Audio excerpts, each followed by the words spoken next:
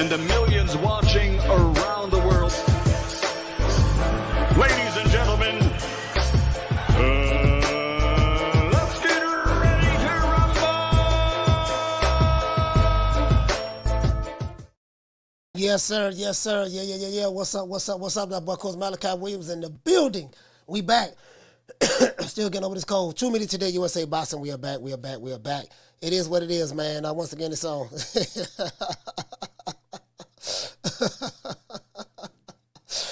Oh, boy, I got the Wakanda niggas in their feelings, boy. I got the Wakanda niggas. I have the Heyman Knights. All day in their feelings, bro. I got dudes sending me all types of messages. You have no idea. I want the smoke. I want it all, baby. You know what I mean? I want it all from these low IQ ass motherfuckers. I can roast their ass. You know what I mean? I don't even play. They barking up wrong goddamn tree. Come fuck with me. I have no filter. Coach Malachi Williams have no filter. I'm the type of guy, when I get pissed off, you would know. You know what I mean? Nothing is off limits. Only thing that is off limits is women and children. Women and children are off limits to me. You know what I mean? I don't attack women. I don't attack children. But you, oh boy. You know what? I ain't gonna say that. I'm gonna say something. Let's give everybody a round of applause. I'm gonna say something. The phone lines are gonna be open. You know what I mean? Phone lines are gonna be open. Now, I'm sounding like I'm losing my damn voice. You know the crazy part about it, I haven't even been talking. I haven't even been talking. You know what I mean? But what I learned is a lot of these men. I can't even call these niggas men online. They not men. Like some of these guys got some. You know what I mean? They're going through some serious issues. This 2023 version. These social media guys that's online. And I'm online watching this shit, and I'm in it watching it, and it's like, man, this is like crazy. I'm saying as it relates to in boxing, this shit crazy, like literally. I enjoy disrespecting these guys. I enjoy it. I love it. I really do. I love it. I enjoy this shit. You know what I mean? Cause one thing I like about what I do, I drop a napalm bomb and I leave. I'm not going to be arguing back and forth for 2-3 days a week, 2 weeks, 3 weeks, 4 weeks, 5 weeks. I'm not going to do that. I'm going to say whatever the hell I want. I'm going to say whatever the hell I need to say, and then I'm gone. True. Hey, Bless. Shout out to my sister Bless. True. Shout out to my sister Bless. Shout out to Anna Lee in the building. Shout out to the Tenderoni. Today is Tenderoni Friday. Rick Glaser will be on the show, so I know I'm gonna have him mad today. I'm gonna have Rick Glaser on the show. They hate Rick Glaser, but they hate me even more. They hate me for having them on. You know what I mean? And it's like, okay, y'all don't dictate what's going over here, man. Ain't but two things you can do: leave and don't come back. True. Know me? I tell them quick, run their ass off the block. I would sound the alarm, but I can't get into it because my voice. I lost my voice. Remember I told you that I was sick yesterday? Yeah, man, I got a head cold, and now I'm losing my damn voice. But it is what it is, man. We're gonna make it do what it do. But before we get into the show, we gotta let it be known. We have to let it be known. Well, first of all, before we get into the show, I gotta thank my Lord and Savior, not Jesus Christ, not Allah, not Buddha, not Moses, not Abraham, not Dios. Not Joshua. None of that. I need to thank my Lord and Savior, Al Heyman. Well, I guess I gotta be like everybody else and thank Al Heyman. I can quit my job now, baby. 6 figures, baby. You feel me? But a name. Do you have a name? Oh, nah, I ain't got no name, Name them names, man. They know who they is. Name them names, please. Them names need to be named. They know who they is. The Mexican Monster. I will be calling the Jake Paul fight Sunday. Is it Sunday? I think it's Sunday. Is it Sunday? Yeah, I will be calling the Jake Paul fight Sunday. You know what I mean? I'm going to support my fellow Capricorn, Jake Paul, Jake the Snake, the face of boxing. And every time I say that, I can't even say it without laughing. And I'm going live for the Bare Knuckle 36 tonight. Bare Knuckle Fighting 36. This is my first Bare Knuckle Fighting. I'm going live for that tonight. I'm finna buy the pay-per-view. You get what I'm saying? But we gonna let it be known, man. We gotta run. We gotta run these haters off the block. We gotta run them off the block. We need them to leave. And if they subscribe, unsubscribe, block themselves, never come back. Let's purge. Look, fuck you.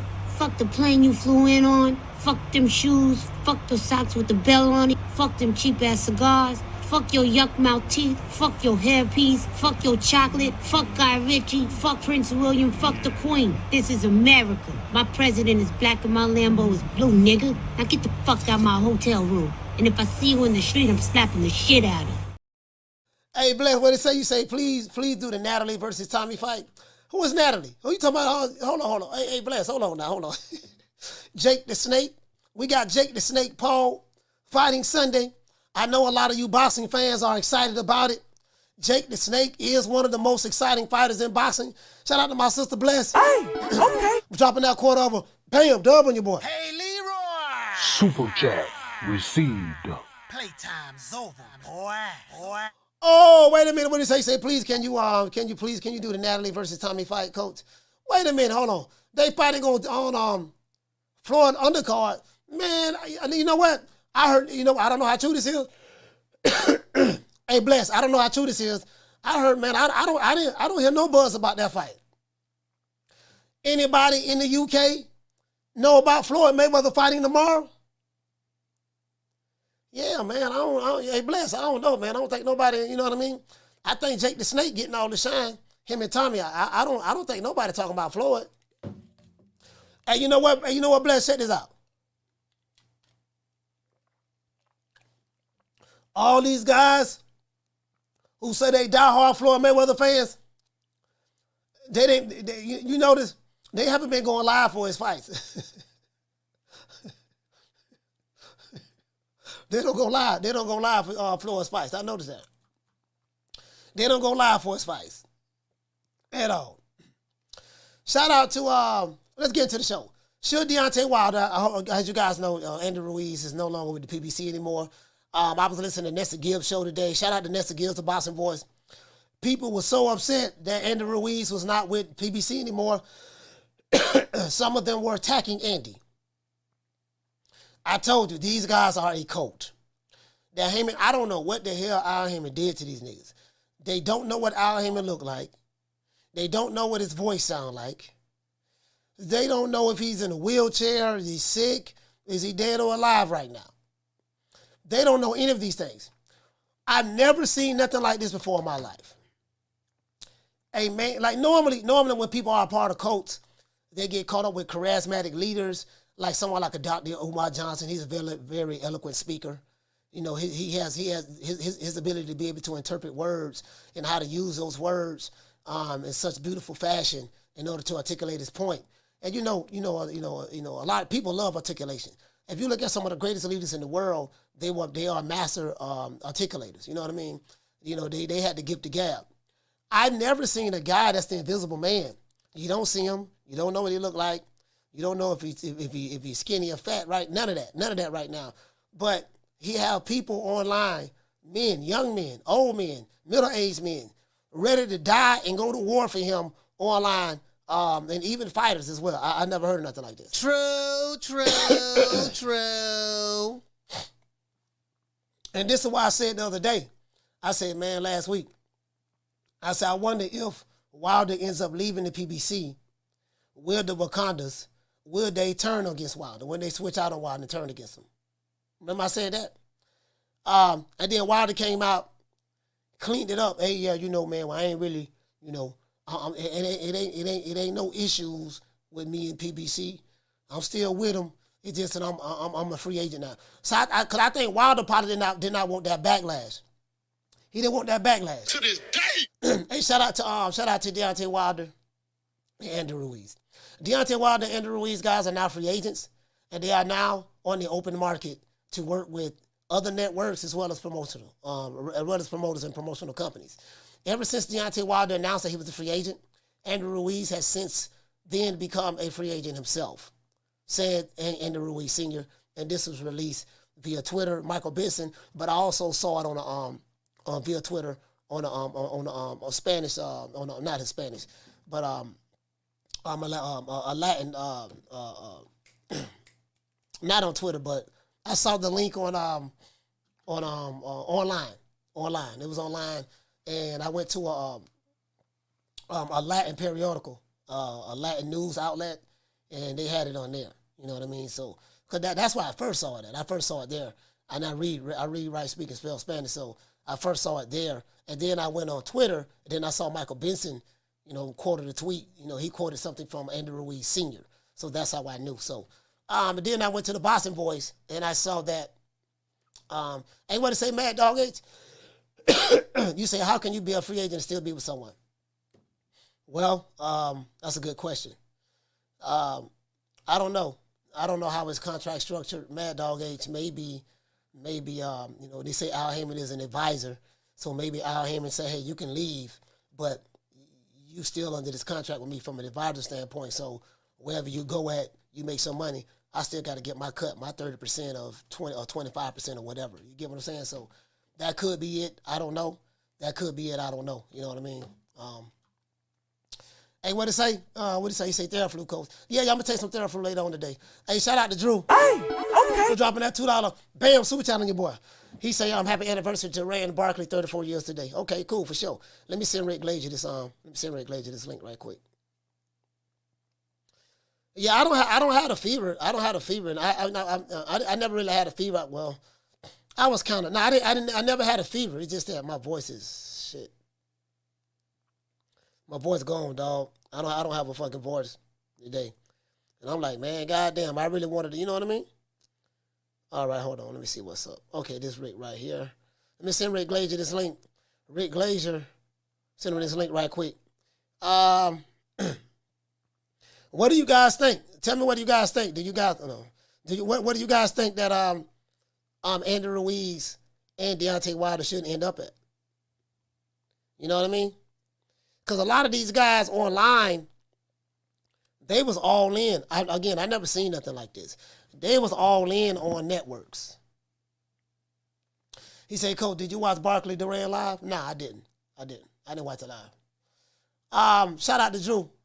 You say, yeah, did I watch Barkley Duran live? No, I didn't. I didn't watch it. A lot of these guys, as I said before, they are fans of networks. They're not fans of boxing, none of that. They are fans of networks. And I never seen anything like this before in my life, as I said before. These guys are some of the most lowest IQ, like literally, like these guys are just so goddamn low IQ, man. I've never seen nothing like this before in my life. These guys, this 2022 shit, this ain't no goddamn boxing fans. I can tell you that right now. None of this is boxing fans. Right now, without further delay, we have my main man, Rick Glaser, on the show. Let's give Rick Glaser a round of applause. He's not showing his face today.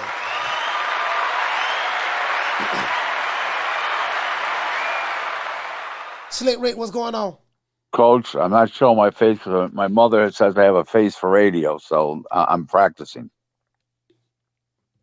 Yeah, that's good. That's good. You should, anytime you do interviews, you should never show your face. That's right. Rick, what's going on, man? Not much. I'm actually laying in bed. I just woke up, so I don't look. My hair is all wild and stuff. So I said I'll do it this way today. Hey Rick, so what do you think about we know that you was on here about last week when Deontay Wilder announced that he's a free agent. He's open to work with any other promotional companies and networks and stuff like that. Mm-hmm. And then now, a week or so later, Andy Ruiz has been released from his contract, or however that went down. You know what I mean? He's not with the PBC any more from what I saw on a Latino news outlet, as well as what I saw that Michael Benson released on Twitter. What say you about that? What's going on? Well, there's no money to pay the fighters to fight each other, and they keep talking about that. They've talked about this fight for 8 months, and there's no money. I mean, there's no money from PBC. There's no money from Showtime. They're all tapped out. I mean, the well is only so deep. And Heyman blazed through that Whiteout Reed money. Now he's blazed through Showtime's money, and there's just nothing's been they've done has been cost effective. And now the corporate America is shutting Heyman down. Fox is gonzo. I mean, he may have a fight or two left on his Fox deal, but they're not renewing if they even do those one or two fights. Showtime's got their money cut back from Paramount Global, and now they're going to get another cutback very shortly here, coming up any time now. So none of it. They had a board of directors meeting yesterday, Paramount Global, and I know this was a topic of conversation. From what I was going to be a topic of conversation, from what I was told from a good corporate source, and it doesn't look good. I mean, the wells run dry. You can't overpay fighters and not have revenue streams to continue to pay the fighters. These fighters brag that you're getting this amount of money and this amount of money, but first of all, they're only fighting once a year, once every 15 months, once every 18 months. Yeah. They can't build continuity. You can't build stars on pay-per-view. You can't build stars fighting, once every so often. And it's all come home to roost now. It's just a big, I hate to use this expression, but it's a fucking clusterfuck is what it is. And it didn't take an economic genius to figure this out, that it was going to happen. It's just a matter of when. The PBC had their first show in March of 2015, and the motherships, the mother load, the motherships run aground now, and there's just nothing there. There's no money to pay these fighters, and that was the problem. That was the real problem when Jamal Charlo pulled out a couple years ago when it was supposed to be his fight, and he hasn't fought since because they tried to cut his money in half. Right.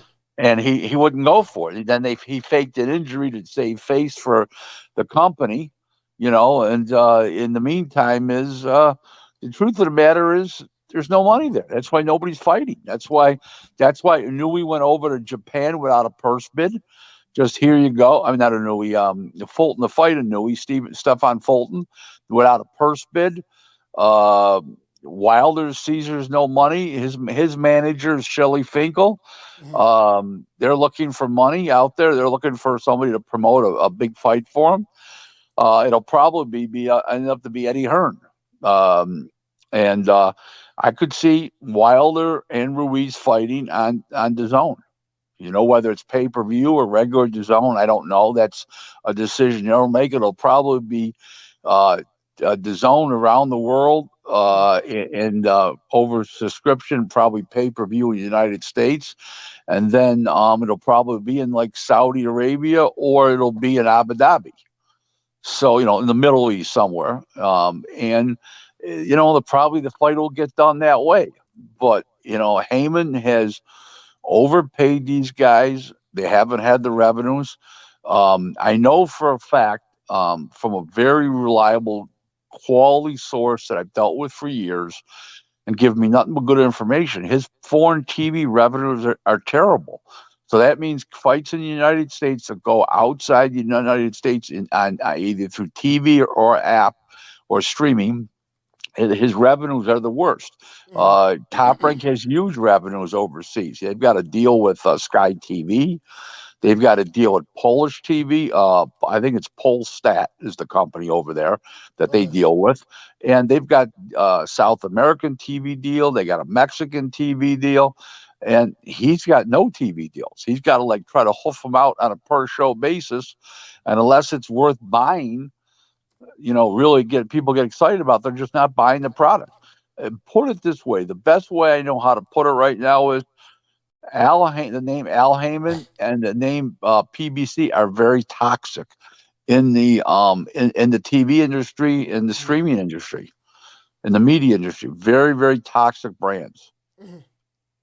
So, we know that the Ryan Garcia and Tank Davis fight apparently is going down. Yes, that's happening. That's official. That's official. So, after that, What do you think? How do you think that would do? How do you think that would do? Would Well, that be able to save? that's gonna do very well. But don't forget that's a co-promotion, Yeah. and DAZN is also selling that on pay-per-view besides Showtime,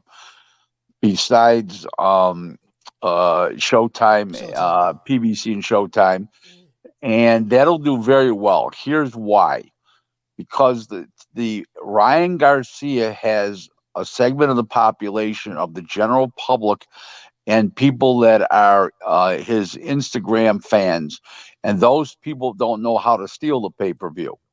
They're just going to buy it. So that has a chance to do extremely well. Where the tank buyers, they know how to steal the pay-per-view. Okay? And that's going to be the big difference. And that'll do very well. That's not going to save a company. Yeah. Okay. And imagine if Ryan Garcia beats Tank Davis, it'll cripple the company even more. So it's a big risk that Heyman has to take at this point, because it'll generate revenue, profits for the company, but it's not enough to save a sinking ship. Yeah. I think the writing's on the wall. The thing that gets me is, again, I've been watching boxing a long time, and what I noticed today is a lot of these guys are fans of networks, and I've never seen anything like this before in my life. These guys are not boxing fans. A lot of them, they are network fans, and this cult-like following that they have is beyond me. I do everything in my power to get them to fuck around Coach Malachi Williams. I even tell their ass to leave, don't follow me, block yourself, and they just keep coming back. So I'm talking about the ones who are like that. But the Tank Davis, Ryan Garcia Coach, fight, I told you what to do. You need to make up hats that say, you know what they should say? Wakanda'sUs.com.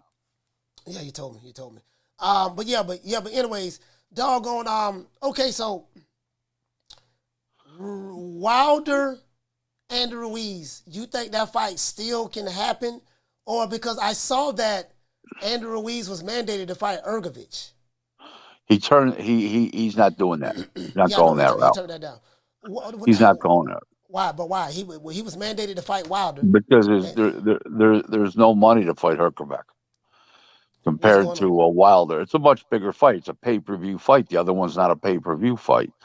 One will bring in worldwide TV revenues, and Herkovic's not a big enough name. Yeah.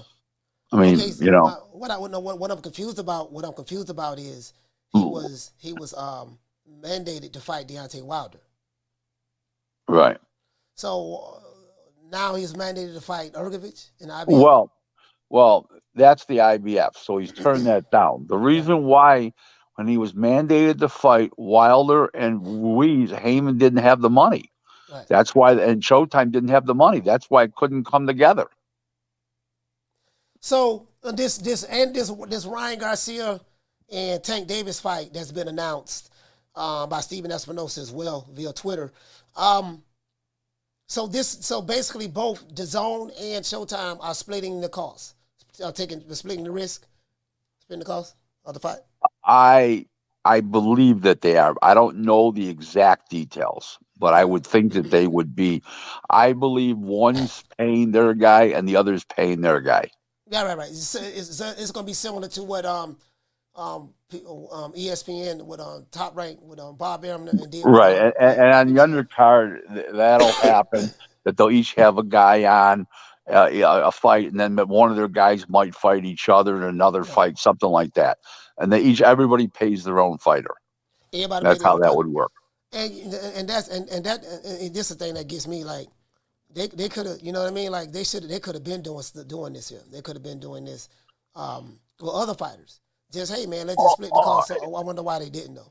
Well, it's a funny thing. If Terence Crawford would have stayed with Top Rank, that's what Top Rank would have tried to do to make the fight. Yeah. But in the meantime it never came together anyways. Heyman truly didn't want the fight, or it would have happened. Yeah, so that's how that worked. Yeah. I think that's obvious at this point. So Tank Wilder. I mean, I want to pivot a little bit. So now, Showtime is not giving Al Heyman the money that he needs for his fighters. PBC, because they, Showtime is what, up under Paramount Plus, right? Paramount. Showtime's on the no, not Paramount Plus. It's called the parent corporation is Paramount Global. Paramount Global. Plus is the app division of, as Showtime is a division of, yes. Okay. Mhm. Okay. And So- CBS is a division of it. Okay, you get it.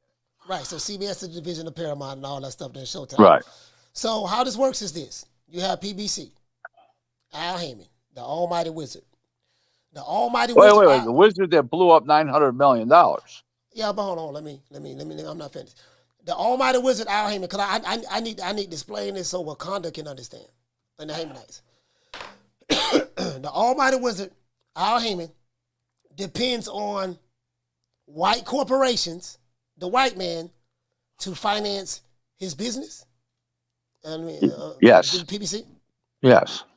So if the white man don't give Al Heyman, the Wizard, the money to put on fighting events or whatever the case may be, then then you get stuff like, hey, this fighter don't have a fight date, that fighter don't have a fight date, this fighter sitting on the shelf for a year and a half, 2 years. Okay, all right. So, do you think that's fair? What the man is doing to Al Heyman? It's business. That's how he set up his business. That's the shortcomings of his particular business. So yeah, it's fair. So between Al Heyman and Floyd Mayweather, I don't know how many fighters do PBC have? Well, at one time they had about 275. I would say they got about. I would say they have almost 200 today. I would think, from what I can see and feel from the industry. 200. So they have about 200 fighters. They're a star fighter. Okay, if we were to say a star, because I heard Leonard Ellerby say this a lot, stars and this and that. So out of 200 fighters, how many stars do they have? If you consider Earl Spence a star and Tank Davis a star, and Wilder's not, Wilder's has declared himself a free agent, so I would say 2 fair stars. I would say. So out of 200 fighters, they have about, we'll just say 3. We'll say Errol Spence. Well, let's see, if you take 6, it's 3%. Yeah, okay. Say 6, and it's 3%. Wow. Damn. So out of an entire stable, they have about, and they don't have 6 stars. I mean, from my definition of what a star is. My definition of what a star is. They don't have 6 stars, you mean, right? Yeah, they don't. They have right. Tank. I think Tank trying to keep the lights on over there. Floyd Mayweather's doing this thing, fighting exhibitions in the UK.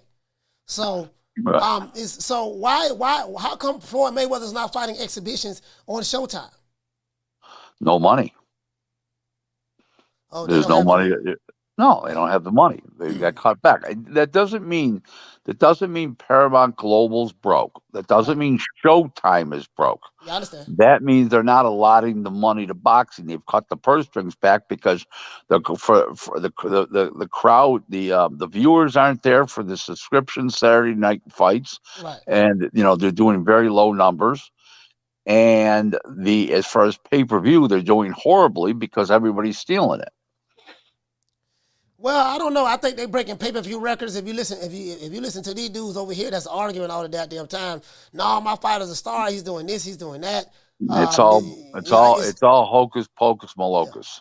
Yeah, it's definitely hocus pocus. I think what it is, these guys, again, a lot of these guys, they like being lied to. You know what I mean? So when you lie to them, just to let you know, Coach, and I'm not referring to your show because it's not one of them, but all those LDBC type channels, their views are now way, way, way down.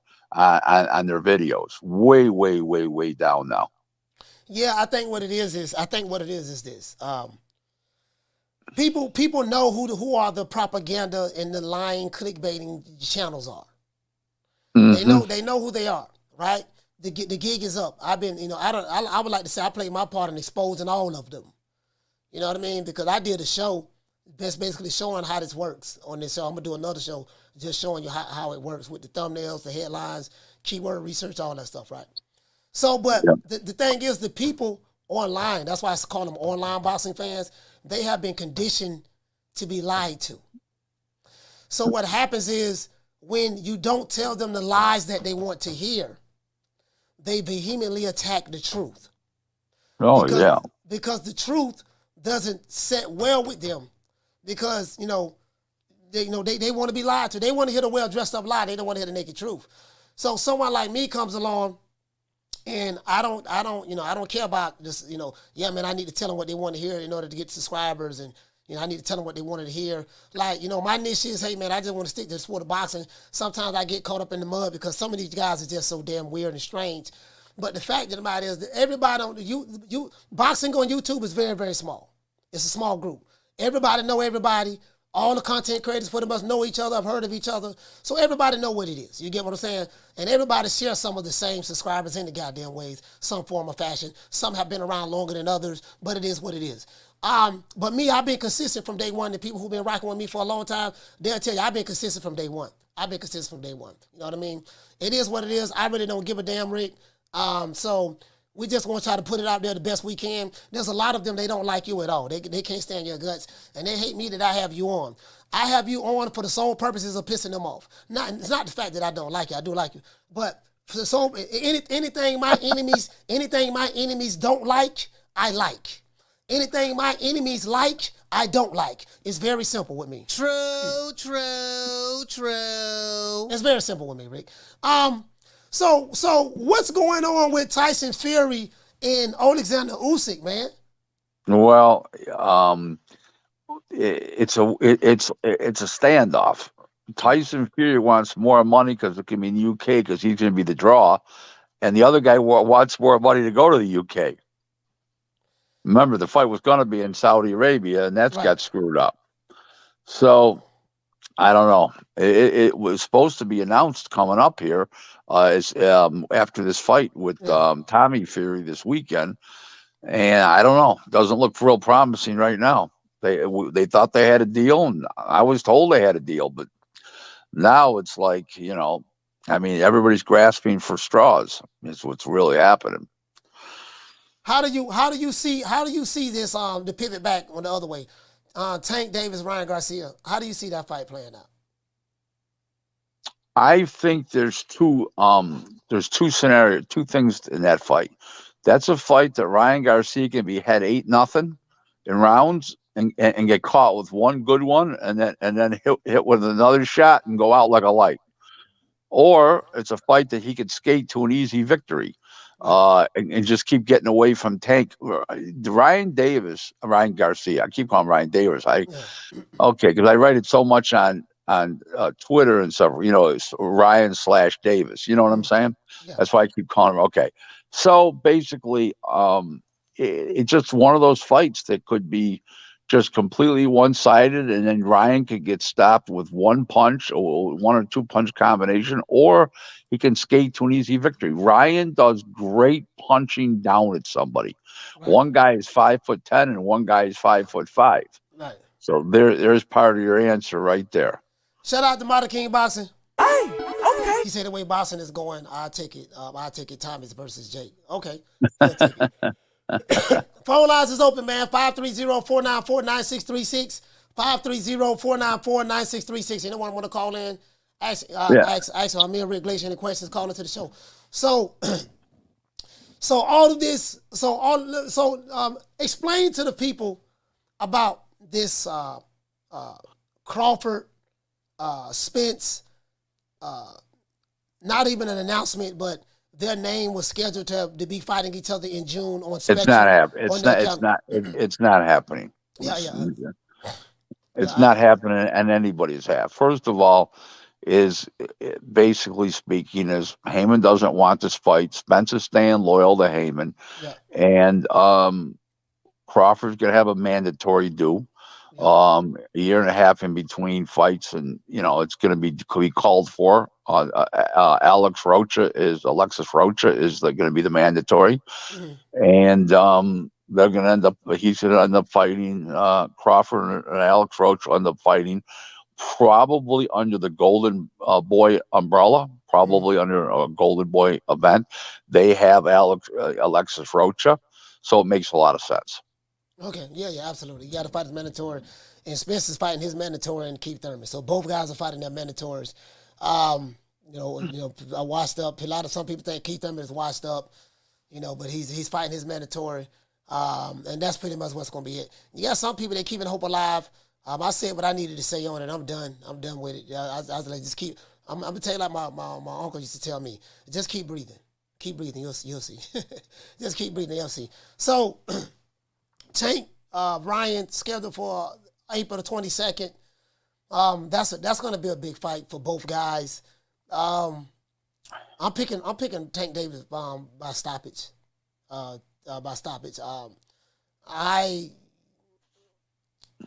I don't know, man. I just as the fight get closer, I'll break it down a little bit more. But I just see that for some reason I just keep coming back with the same answer. Ryan Garcia is quick. He doesn't really flick a jab out there, really. You know what I mean? But he has a nice quick. He's fast. I think Devin. I think I'm not talking about Devin. I think Tank Davis has the better footwork. I think he has a better footwork between the two, and that's the reason why I'm leaning towards Tank, because the footwork is going to be the key in order for him to get on the inside, do what he needs to do. I don't know if Ryan Garcia is going to be chasing Tank.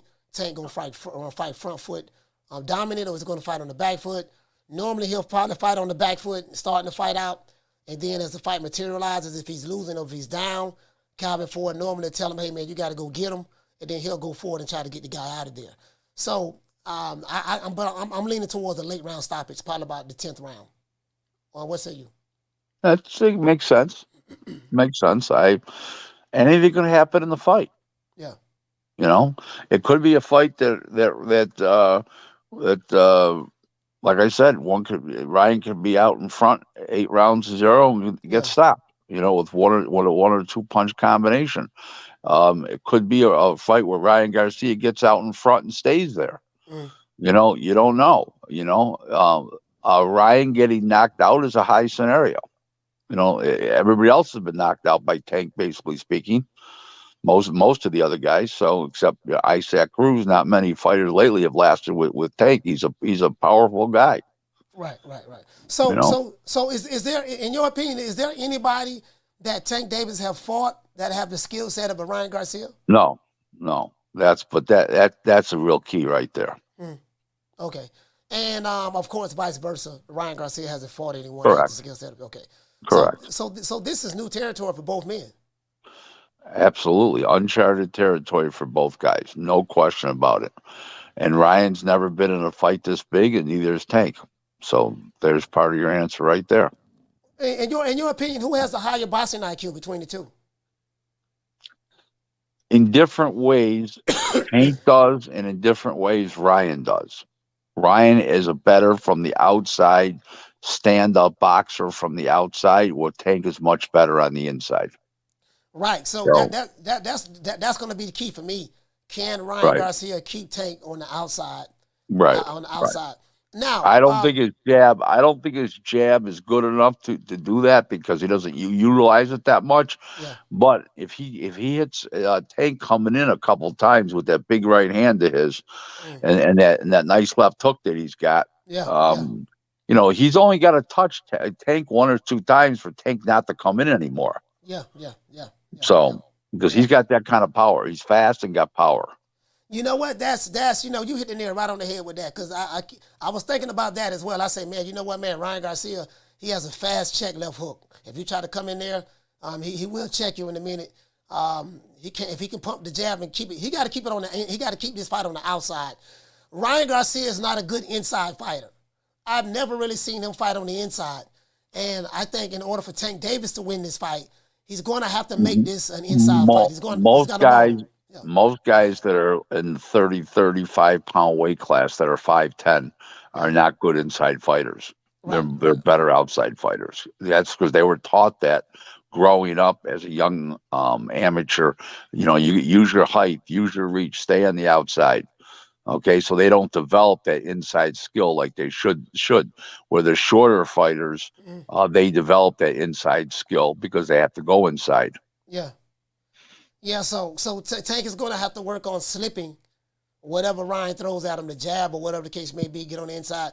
What I notice about both guys, especially Tank, what he normally does is he feel you out. Then after he fill you out, and if he's down in the fight, he's gonna come forward and come get you. You know what I mean? Right. You know, that's, you know, we got a caller in. Hold on, Rick. Hold on, caller. Hold on. Let me. I thought I had everything set up. I guess I didn't. Here we go. I got it set up right now. I got it, Rick. Caller, what's your name? Where you calling from? Hey, y'all. This is Raphael 32 calling from Toledo. Raphael 32. Oh yeah, you called the other day. How you doing, Raphael? What's up? How y'all doing? Good. I'm a big boxing fan. I'm big boxing fan. Box myself, enthusiast, call it what you want to. Why is nobody talking about Badu Jack versus Makabu? That's to me is a good fight. I know it don't really got the star appeal. Remember when Canelo wanted to fight Makabu, jumping up divisions again like he always does. And I really think this is a chance for Badu Jack to solidify his Hall of Fame career. Well, first of all, his name is Makabu. That's how you pronounce it. We'll start there. Okay. Makabu. But most people pronounce it the way you're pronouncing, but it's Makabu. But the reason why people aren't talking about it is because it's on the undercard. It's the co-feature to Tommy Fury, Jake Paul, and everybody's so consumed with the craziness and the hysteria of that fight. They're forgetting there's a great fight on the card. I'm actually buying the pay-per-view on Sunday just to watch that fight. Makabu and Badu Jack. I don't think right now, and I like Badu Jack. I think he's a very good fighter. Don't get me wrong. He'll acquit himself well in the fight. But he has to win this fight to be a possible Hall of Fame candidate. He's not going to get in the Hall of Fame without winning this fight. I'm a Hall of Fame voter, and his resume is not deep enough. But if he wins this fight, it's decent though. It's better than a lot of guys already in the Hall of Fame. But I totally 100%. Yeah, but those guys, you're talking about Arturo Gatti and Boom Boom Mancini. Those guys were extremely popular. Boom Boom was a popular Saturday afternoon fighter when Saturday afternoon boxing was the in thing. And and the other guy carried Atlantic City. So it's apples and oranges. Badu Jack doesn't have a fan base. He's got no home base. Right. You understand? Right. So in the meantime that's the reason why I'm buying the show. I'm not buying the show for Paul and Tommy Fury. Right. I just got one more thing, and I'm gonna make it quick. We were talking yesterday about Joe Calzaghe, Roy Jones, and Bernard Hopkins, and I said Bernard Hopkins was old when he fought Calzaghe. Okay, I disagree. First of all, is he fought up until about 5 years ago, maybe 6 years ago, which would put us about 2016, 2017, right? That fight happened in April of 2008. Okay, so he fought another approximately 9 years. So that's not true. That's a fallacy. My point I was making was I feel Bernard, all those Roy Jones, Calzaghe, and Bernard Hopkins, when they fought each other, they were not the same fighters. I was saying Joe Calzaghe, he was just the creme de la creme. And the guys that he beat after Joe Calzaghe, they were good fighters. Pavlik, Kelly Pavlik, he was a good fighter, but he had a drug problem. Pascal, Canadian fighter who got busted with PEDs twice, and I was telling him about Adonis Stevenson. Him fighting, but just fighting in Canada. I don't agree with you. Okay, I'll tell you the various reasons why real quick. He didn't have a drug problem until he retired from boxing. While he fought, he never had a drug problem. When he wasn't fighting anymore, he had nothing to do. He developed a drug problem, I'm told. Okay, and a drinking problem. But while he was fighting, he didn't have that issue. Number one. Number two is he was simply outboxed and outfoxed. Okay, that's what happened. In other words, if it didn't matter what stage of Pelly Cavlick's career that was going to happen, Bernard was just that smart and made him miss it and made him a fool. If you really take Roy Jones and you really take Bernard Hopkins and you really take Joe Calzaghe. Joe Calzaghe was not just because he beat Bernard Hopkins and Roy Jones. Head to head amongst the three guys, he was the best fighter of the three. Not overall, I'm not saying the overall body of work. I didn't say that. But amongst those three fighting each other, he would have, if they would have fought 10 times apiece, he would have the best record at the end of the 10 fights, fighting just those three guys in a round robin. He would have the best record. Right. Okay. Well, I agree with that right there. That's what I said. Joe Calzaghe was the best out of all of them. Yeah. That's all I had to say. All right, shout out to Raphael. Salute. Thank you. Shout out to Real Dude. Shout out to Real Dude Uprising. Hey, okay. Dropping that quote of a dub on your boy. You say if Ryan can't take mid-range to outside, he would be overwhelmed. It's a wrap. Yeah. What happened? No, he's saying if Ryan Garcia can't keep Tank mid-range to outside, like keep him on the outside. Yeah, that's what we said. That's what we said. That's exactly what we said. Yeah, we said that. Yeah, you're right about that, Rick. Hold on, we got another call. We got another call calling in. Caller, what's your name? Where you calling from? Yo, Coach, is John from Brooklyn, man. What up, Rick? How you doing? Talk to me. Oh, man, I got a big problem with this, man. I got a huge problem. Yo, Rick, you get on my good side, but that's over with. You think a Prime Roy or a Prime B Hop, and first of all, how is it Bernard not old at 41 and everyone else in the game is a full time?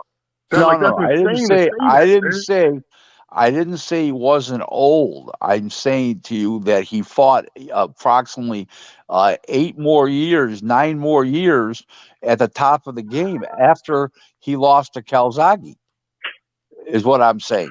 All right. Yo, wait, let me ask you a question. Sorry, Sure. Sorry to take this over, Coach. I'm sorry. Well, I got to ask you this. Would you put your money on a 27-year-old Bernard, a 27-year-old, everybody 27, they have athletic prime. Who wins that, a tournament out of them? Calzaghe. Yo, Rick, you must have had some drinks, man. I don't know what's going on over there, man. That's crazy, man. I'm not the only one. I'm not the only one. There's many boxing guys. You have to remember something. Calzaghe was 4 things unique. He threw as many punches in the last round as he did the first round, and every round in between. Number one, he had tremendous. It's slapped. What? He's slapping. He's not turning nothing over. It doesn't matter. It doesn't matter. Those punches are landing. It doesn't matter. They land. It's volume. Okay, his volume clean, effective punching. When you hit a guy, when you're slapping him or not, those are clean, effective punches. Trust me when I tell you. I understand what you're saying, but you're not correct in that. So let me continue. Okay, the volume of punches, the endurance that he had tremendous recuperative powers when he got knocked down. He finished his career 46-0. Okay, he beat many number one contenders. He beat many former world champions, and he beat both those guys. Now, if you're saying that Roy was on the back 9 when they fought, which he was when he fought Calzaghe, it was also Calzaghe's last fight. He was on the back 9. That's why he quit. They were both on the back 9. And then the fight before that, he beat Bernard. He was on the back 9 in that fight. He knew it. So you're in my opinion. Go ahead. You know, Kawasaki was 36 when they fought. When he fought, I believe 36 when he fought Roy. And in the meet, or close, 35, 36, he retired himself. Okay, because he was on the back nine. He threw too many punches for those guys to beat him. Even in their heydays, he used too many angles. He was such a unique fighter. And you're not considering that. And you can't. Here's the biggest problem that you're not considering is you can't get sparring partners to fight like Calzaghe. So the preparation in fighting goes more towards Calzaghe's advantage, especially when fighting Bernard, because Bernard fought very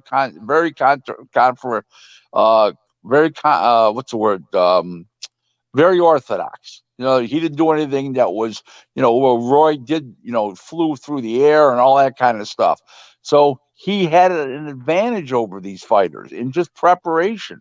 And I just feel that Calzaghe is between his stamina, the overall endurance of the volume of punches he threw, the angles that he used, and his recuperative powers, I just believe he would have beat both those guys in a round robin if they would have fought 10 times apiece. That's all. I'm not saying they wouldn't have beaten him too. I'm not saying they wouldn't have beaten him too. I'm just saying if they fought 10 times apiece, he would have the edge on each guy. That's just a matter of opinion. That's just a matter of opinion. Right, it's a matter of opinion. It's just a matter of opinion. Exactly. I mean, we can have this discussion for 25 hours. Wait. That's it. Hold on, Coach. I got one more thing for Rick, and I'm gonna get up your line, man. Got one more thing in? Sure. What you think of Shushu? What you think of Bruce Carrington? I think he's got a lot of potential. He's got fast hands. He knows how to place his punches, and I think he's got a great future in boxing, especially being backed by a company like Top Rank, who knows how to develop fighters into world champions. And I like him very much, and I think he'd be good for the game. Your coach, I'm gonna get up your line, man. Thanks for giving my little time to chit chat, man. I appreciate you, man. Yo, Rick, thanks, man. Thanks for answering my question. I disagree, but we're gonna agree to disagree, man. Peace and love, fellas. Yes, Thank you. Thank you.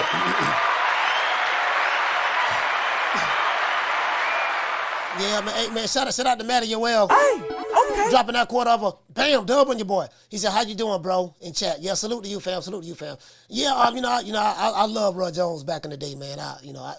I had to disagree with you on that. But it's a matter of opinion. Roy's a friend of mine. Roy's a friend of mine, and Bernard. I like Bernard. I do business. He's a partner of Golden Boy. I just was with him. The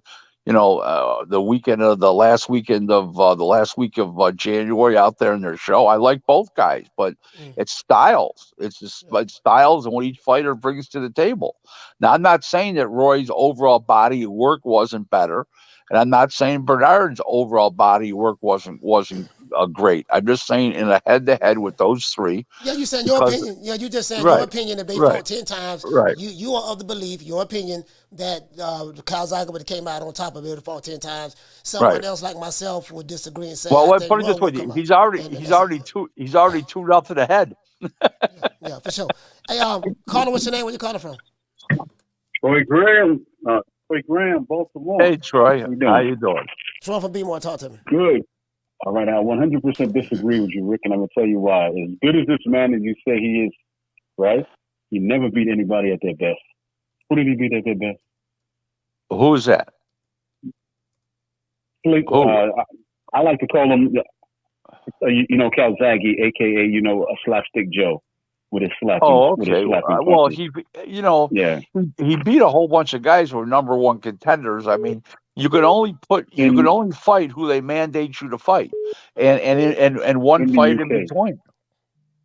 So no, but I'm saying that if he was so special, go ahead. Continue. Go ahead. No, continue. No, what I'm saying. If he was so special, why didn't he come to America when he was younger? Because Frank Ford, because he was drawing. Because I'll answer that. He was drawing 35,000 to 65,000 people per fight. They were going over there to fight. He was the draw. Yeah, he was the draw, but nobody big was coming over to fight him because I don't recall him fighting James Toney, Roy Jones, Bernard, anybody over there. he beat excuse me, he beat Eubanks, like an older Eubanks after his wars with Ben and Michael. Well, yeah, but Michael that's Cantwell. that's when he won the title. That was his first title fight. That was his first title fight. He fought for years. He's had in the 20s in title defenses. I mean, he was a champ for a long, long, long time. I mean, the guy did nothing wrong. The guy was champ from like 97 to 2008 for 11 years. No, I didn't. Really? Because I don't recall him being the champ for 11 years. Take a look. You talking about minor belt? No, was he world champion for 11 years? Or did he have- WBO. He won the world title in like 1997, the WBO World Super Middleweight title, and then the last two fights were at light heavyweight. So they were like world title fights because they fought Bernard and Roy Jones. So yeah, in 1997, he was champ for a long time. He fought everybody. There was a break in there somewhere. There was a break in there somewhere because he went from 168 to 175, right? Right, but there was no break. He just moved on to the next weight class because he ran out of challengers. Yeah, but I'm saying he wasn't a champion. You said he was an 11-year champion, but not straight. Well, yeah, he was because they considered when he beat Bernard, they considered him the light heavyweight champ at the time. Because he had given up the title or something like that. He had won the title from somebody and gave it up. Yeah, I mean, listen, it's all semantics. The truth of the matter is he was at the top of the game for 11 years. I mean, all right. Well, let me say this, and then I'm gonna bounce off here. And by the way, he did retire 46-0. He did retire 46-0. Yeah. 46 forgettable fights, but let me say this: he was never my cup of tea. His father. I enjoyed his father in the corner because he had so much passion and fire.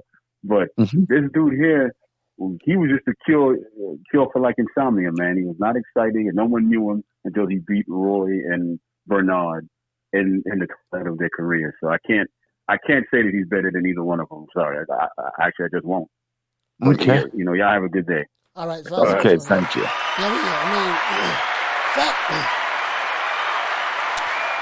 Yeah, again, this is a discussion that people gonna have a matter of opinion. They feel some type of way. Like Roy Jones is my guy, so I feel where Troy's coming from. But the fact of the matter is, this is a fantasy. And right. when it comes to who your favorite fighters are or what you think, it's just a matter of opinion. But like I said, I'm not saying that Roy didn't have the better resume overall in his career and wasn't the better fighter. And I'm not saying Bernard wasn't a better fighter, but this guy had the style to beat those guys and the stamina. Was there a reason why Roy and Bernard, them, when they was in their prime, they didn't go over across the pond and fight Kazagi? Well, I can't answer that question because I don't know what the particular reasons were. But they didn't go over there. That's great. And the money was over there. A lot of Americans went over there and fought. Jeff Lacey went over there. He got his beating. What's his name went over there? From Denmark, Mikkel Kessler got his beating. I mean, the guy could fight. I mean, he won the IBF title. He won the WBA title. I mean, he had all the belts at one time or another. And and this is the thing. The thing is, it's like that. You see, no one that never asked that question. We're like, okay, cool. You say that he never came over here to America to fight Roy and Bernard Hopkins. My question is, why Bernard Hopkins, Roy, James Sona didn't go over well, especially when he was drawing 35,000 to 65,000 people. Remember that. Yeah. He was where the money was. Yeah, for sure. Yeah, you know what? I'm not gonna lie. I had forgot all about that until you said something. I was like, you know what? He was a big draw over there. He fought in stadiums for Christ, soccer stadiums. Yeah, he fought in stadiums. Yeah. And nobody nobody over here was fighting in no damn stadiums. Roy wasn't. But B-Hop, B-Hop and them wasn't a draw like that. Wasn't a draw like that at all. That's my point. Yeah, they wasn't a draw like that at all. Yep. Hey, so Rick, Tank Davis, Ryan Garcia, that's official, April 22nd. What do you think the press conference is going to be like? Well, they both have outgoing personalities, and they both speak their minds, so I think it's going to be very interesting, a lot of fun. in a good entertainment, the press conferences and any press tour that they do at all. If they do one, I think it's going to be a fun promotion. Yeah, you're right about it. It's gonna be a fun promotion. I really see that, the anticipation to build up. Do you think one of the greatest promoters of all time, Booger Ray Leonard? Do you think Booger Ray Leonard will be there? Oh, of course. Of course. Well, why wouldn't Leonard Ellerby be there? Of course he would. He's a PBC hack. Why wouldn't he be there? No, I'm saying at the press conference because this Oh is not yeah. but this is not a Mayweather He'll be showing promotion. off. He'll be showing off a new suit. Of But course. this is not a Mayweather Promotions event. So he's but not going to get on the stage and You're right. talking. Yeah, you're right. He might be there shaking hands and kissing ass and all that stuff that Booger Ray does. Lying to people. Hey, doggone book. Okay, so man, I can't believe this. As soon as talking about Ryan, I said, as soon as Tank Davis announces that he's leaving Mayweather Promotions, he immediately goes into negotiations with Ryan Garcia. So, and he fought Hector Garcia first, but then now this fight is done. How come this fight was able to get made now that Mayweather and Leonard Ellerby is out of the picture? Well, because I don't think they wanted to fight, and I think that the kid wanted to fight, and it's like, fuck you guys, you're not my promoters anymore. I'm making my own decision, and the kid probably forced Heyman's hand. Said, hey, I want this fight. Another thing is Heyman has to make the fight because he needs the revenues, and he needs to give this guy a fight. They're losing money on the pay-per-views, not on the promotions, because he does do good gates, but they're not making any money on the pay-per-view for Showtime. Showtime's saying, hey, we want him to fight somebody. That's how that works. And you know the crazy part about it, it really makes Floyd Mayweather and it's like, you know what, could you say that Mayweather and Leonard Ellerby, they held Tank back? Would you say that? 1,000%. The guy's 28 years old. He's never fought a live body yet. Yeah. 28 years old, hasn't fought a live body. Everybody he fought, he was a massive favorite to beat. Now he's getting in there. Would you say? I shouldn't say that. When he won his first title years ago, against Pedraza. Yeah, against Pedraza. I don't think he was a favorite in that fight. No, but he wasn't. And he did show good guile and stuff. But it's supposed to go uphill from there, not backwards. Yeah. Pedraza, that was a good win. And then after that, it was it is what it is. After that, it was all downhill. Yeah, he never should have been in the ring with Rolly Romero. I mean, come on, Rolly. Listen, Rolly had the personality, and it showed in some fans behind him. That's why it did a fair pay-per-view number. I don't remember what it was off the top of my head, but it wasn't the 61,000 that Hector Garcia we did with Hector Garcia, and the 52,000 he did with Isaac Cruz. So it did respectably well. I don't remember what the number was. I only remember the real bad ones, not the average ones. Those are the ones that stand out. So now that Paramount is tightening up the budget for Showtime, how are the PBC going to put the money up to pay for a lot of these fights? Of course, we know they're not. That's why they're in a downwards world spiral right now, and why it doesn't look promising. Yeah, because they don't have the money to do these fights, and they're the mother loads run aground is what happened here. So how many more like pay-per-view fights that you think that they'll be able to? Well, I don't think nothing's going to be bigger than Ryan. They got their first 2 quarters of the year up through June, which is the first 2 quarters of the year. They have those fights all arranged already, at least through I think May. Okay, now after that, that's when I think, and Showtime is going to get the budget cut, and you're not going to see much after that. And if you do, it'll be low budget fights. It's not going to be the big dollar fights anymore. If at all. Yeah, you're right. You're right about that. It's definitely going to be the low budget fights. Caleb Plant, David Benavidez. That's a good fight. Right. They got over 200 fighters over there, so they're gonna have to. Do you think it's best for them to just to trim the fat with a lot of the fighters and just focus on like a core group of guys, or what do you think about that? If I was Heyman, I'd concentrate on 20 fighters and get rid of everybody else. We'll see. Fighters, yeah, 20 fighters, 20 of your best fighters, in many different weight divisions. Just build from there. Yeah, I mean, yeah. Because the thing is, a lot of those fighters are not fighting anyways. I take my hat off to Ryan Garcia as well as Tank Davis, because we know they are the ones who really made this fight happen. They really wanted to fight. They was pushing their promoters. Tank was pushing Al. Ryan was pushing Oscar. Look, this is, and this is the legacy fight for both of them. You know what I mean? So 100% I do agree Floyd Mayweather was holding Tank Davis back, because it's not a coincidence that as soon as he leave you, now we got this fight coming on with Tank and Ryan Garcia. So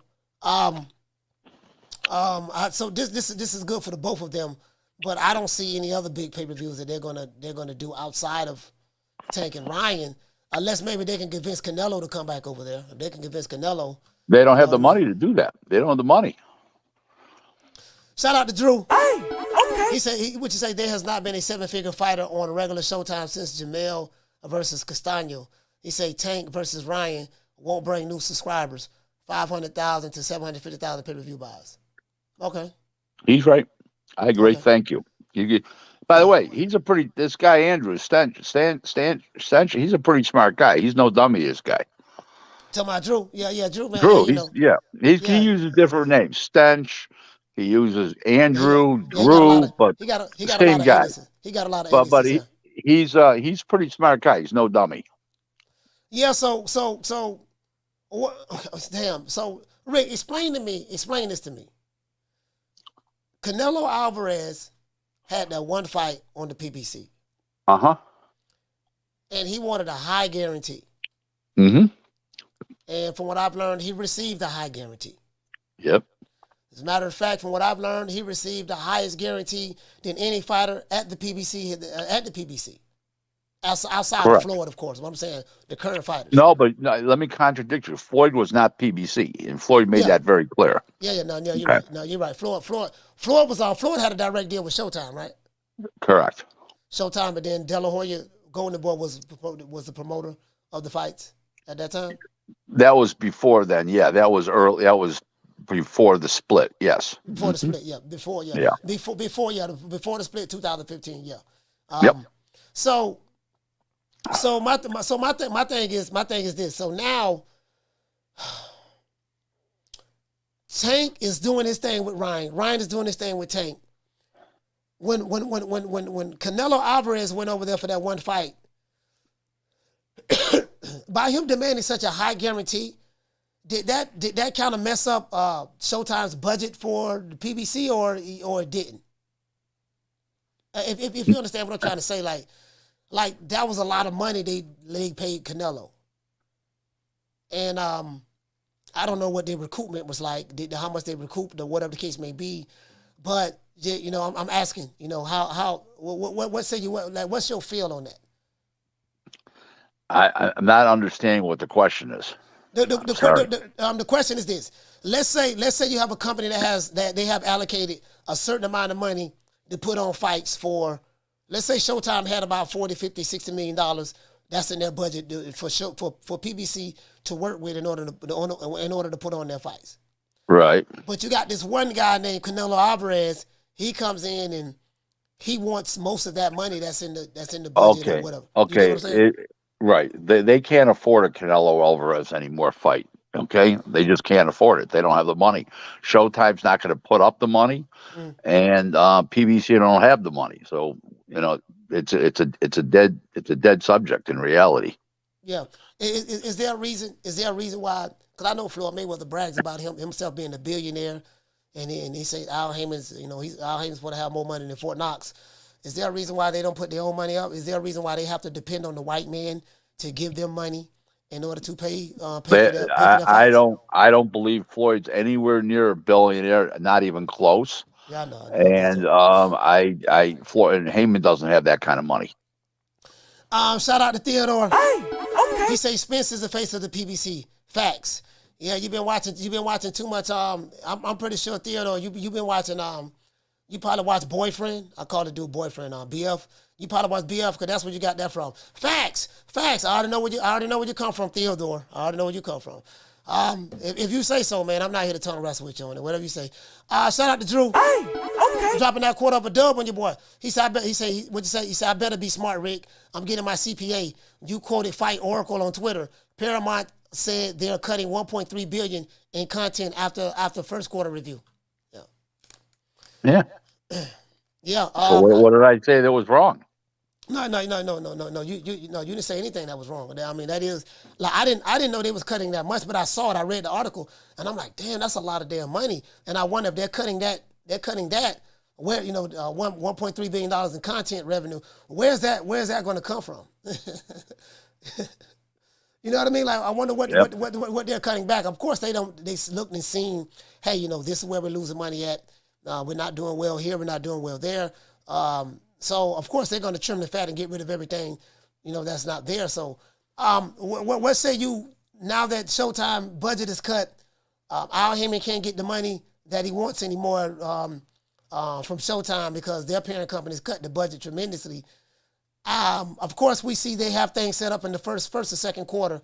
After this first or second quarter, Wilder's doing his thing now. He said he was a free agent, network free agent, stuff like that. He's wanting to work with any promotional company or network. Andy Ruiz has just been relieved of his duties. I also heard Gerald Washington is not over there anymore. What say you? What is it going to look like on the PBC Island after the second quarter? I think it's going to be. I think the second quarter is fine because the quarters are 3 months a year, 3 months per year. So January, February, March is the first quarter. The second quarter would be April, May, and June.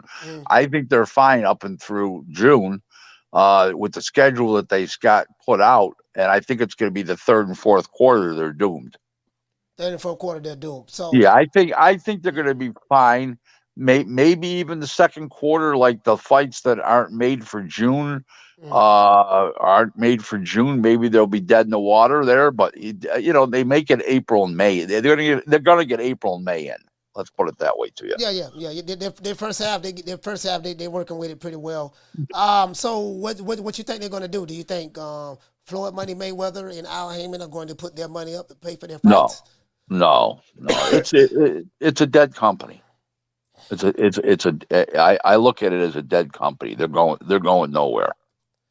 So do you think that Al would be able to convince another white man to put money behind his company? No, because he's tried. He's been all over the place for money, and he hasn't been able to raise any money from any hedge funds, investment groups, nothing.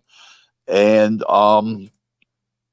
I think it is such a toxic brand. Al Heyman himself and PBC, they're not going to be able to raise any big money. Well, could they have a small network come on and put on budget fights like a Showbox type thing? Yeah, they could do that, but they're not going to be able to put on those multi-million-dollar world title fights, and they won't have the backing to do pay-per-view and stuff like that. What's this guy saying here? Protecting boxing champions was what it's about to end. I'm going to read. He said, "Protecting boxing champions era is about to end." R.I.P. Rest in peace. Yeah, for sure. Okay. Shout out to Julio Guzman. Salute to you, fam. So all right. So my thing is, okay, second half, and I got an idea. A lot of the Heyman nights, they do a lot of arguing, debating, threatening people online. And they but when you offer them to come on here and talk to me and ask questions, they don't come on. Yeah, they won't call the show. I don't know why. They threatening people online. I think that this is what I think. I think that Al Heyman and the PBC, they can borrow money. They can get the money from the Wakandas. They can get the money from the Alphabet Boy community. They can get the money from the LDBCers who are pro PBC. They can get the money from the Fagnons, the Boxing She-Goes, and their subscribers, because they feel like that, hey, let those guys tell it. They pay for everything, and their fighters are superstars. So I think that if Mr. Al Heyman, he can do a crowdfunding and get with Wakanda online and get some vibranium. You know what I mean? Get some vibranium.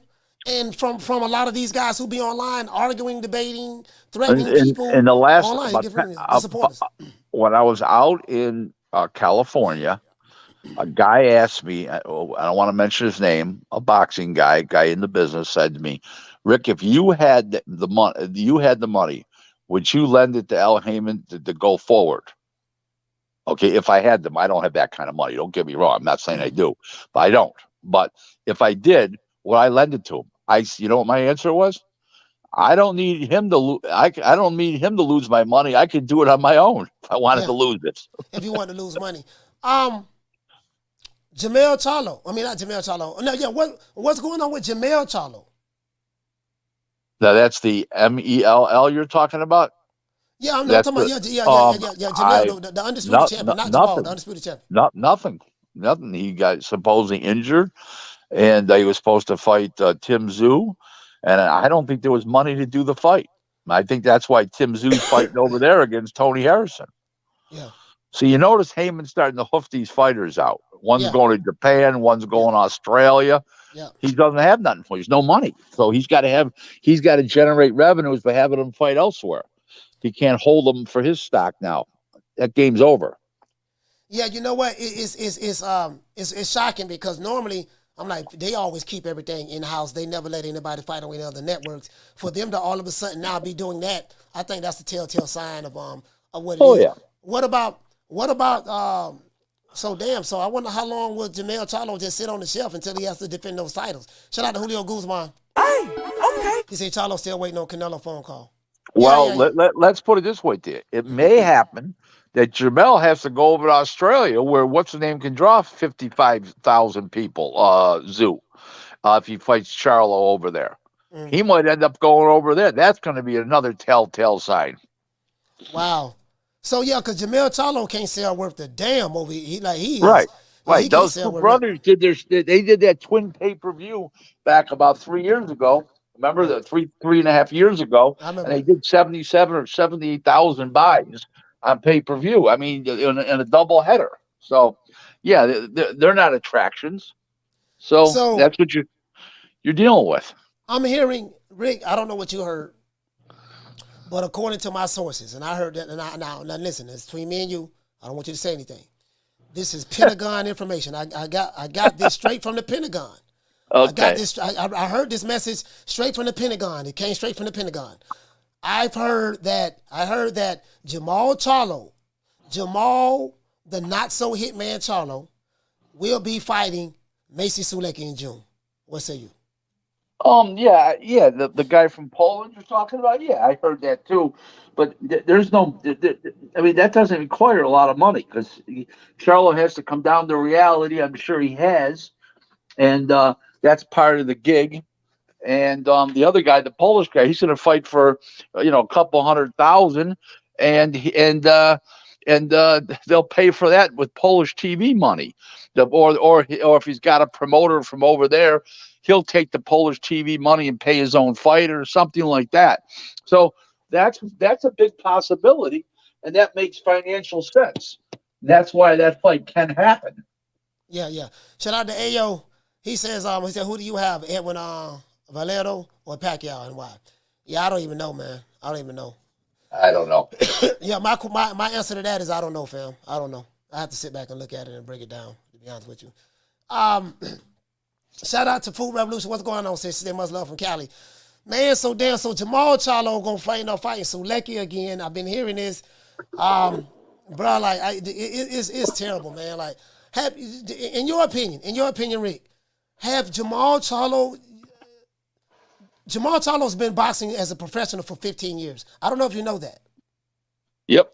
And Jamel Charlo has been boxing for 16 years. Yep. Would you say that Jamal Charlo, I don't even know what to say, man. Like, They have what is his legacy? What is his legacy? Jamel, the MELL, has a good legacy, and the other one, MALL, the middleweight guy, he's got no legacy. So there's your answer. Yeah, man. I'm like, bro, like I looked at, since he's been in the middleweight division, who he's fought, and I looked at what he did in the, in the junior middleweight as well as the middleweight, and I really don't know what to say. And now this guy's coming off a 2-year layoff, and you have fighters like Tank Davis. He's active. Tank normally fights twice a year. Other fighters over there, they don't fight as much. They hardly fight over there. So I don't know what to say, man. Like, and then for you to come back and now you're going to fight Sulecki, is there a reason why? Now that Demetrius Andrade is over there with the PBC, is there a reason why? No, he didn't sign with PBC. Oh, he didn't? Who did he sign with? No, he didn't. Showtime? He did that one-off. No, he did that one-off deal with Black. Hold on. No, that's right. No, he did, that's right. He did Demetrius sign with Andrade. PBC. Yeah, Demetrius Andrade. Demetrius Andrade. Yeah. He did. Yep.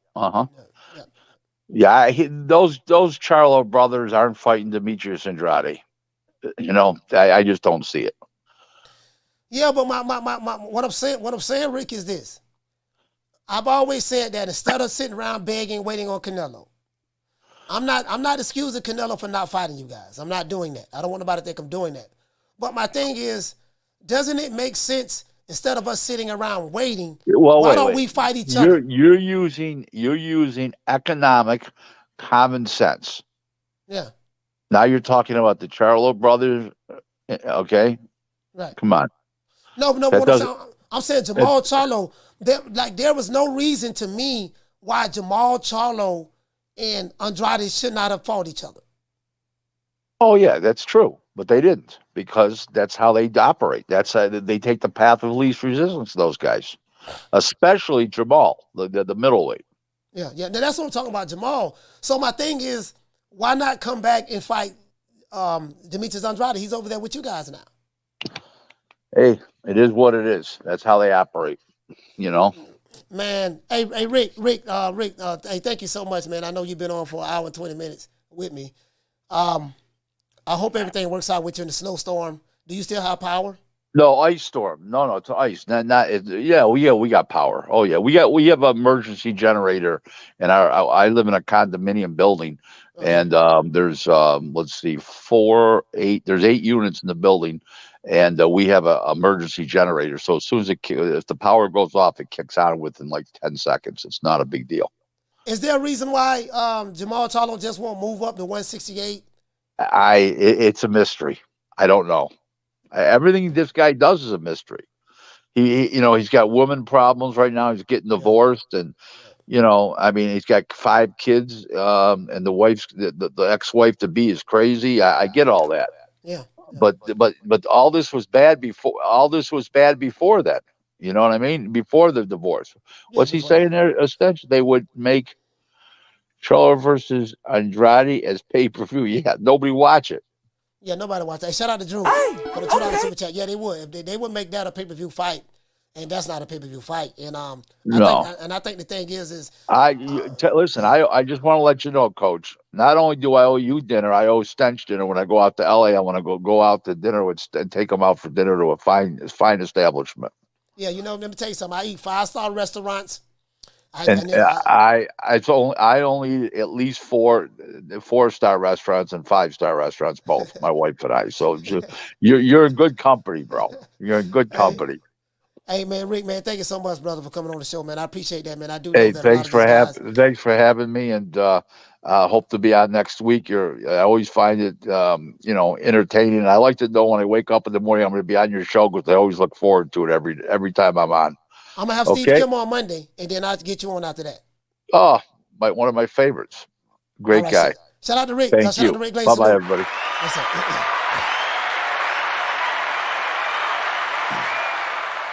Yeah, man, I want you guys to forgive me, man. I'm sick. I can't even, you guys know me. I like to talk loud and talk a lot of shit and all that stuff there. I can't even, man, I can't even really talk loud like I want to. But phone lines is open, man. Let's get the likes up, man. We need 200 and, we need 90 more likes. We got to get the likes up. We need 90 more likes, man. Shout out to, True Media Today USA Boxing. We are the official podcast. of Team Freeway Promotions. We are the official podcast of Team Freeway Promotions. Anything boxing, that's what it is. Let's make it do what it do. What's my name? My name is nobody, and I don't live nowhere, and I don't know nothing. I don't know because I know that you gon' tell God on Jesus, kiss of Judas, silver pieces, monkeys acting in the monkey show. Gangsta monster killer, silverback. Where is your rap sheet? And the truth never explains. Moving fast, thinking slow. Dummy clown, silly Billy, need a hug. Thugs on drugs, monkeys acting in the monkey show. Eric Grimer, what did you say? You say, Coach, you got the flu? No, I don't have the flu. I don't have the flu. I don't have none of that. Just I had a head cold, and now it seems like I have strep throat. I don't know what the fuck going on. That shit went from here, and now that shit coming down here. It is what it is. Fee on the 2 said they officially announced Tank Davis, Ryan Garcia. Yeah, Fee, you late. We already know that. Hey, but thank you for coming in, sis. But we already know that. You late. We already know that. We spoke about that already. I think that's gonna be a good fight. Tank Ryan Garcia. It is what it is, man. Short commercial break. Let's get some water, man. I know how we get this money.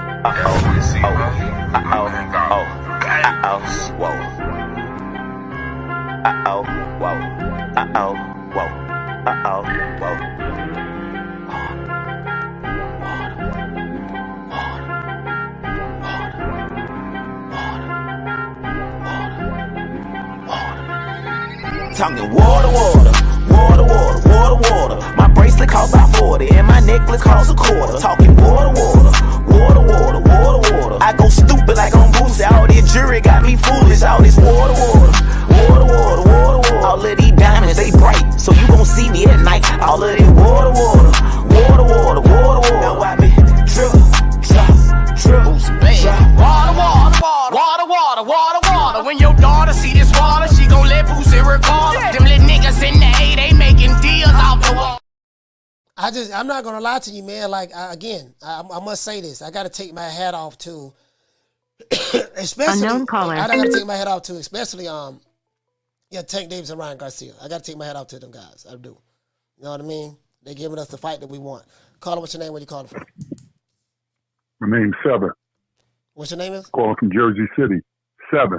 Like the number. Yeah, 7 feet tall, Coach. What's up, Coach? 7 calling from Jersey City. Talk to me.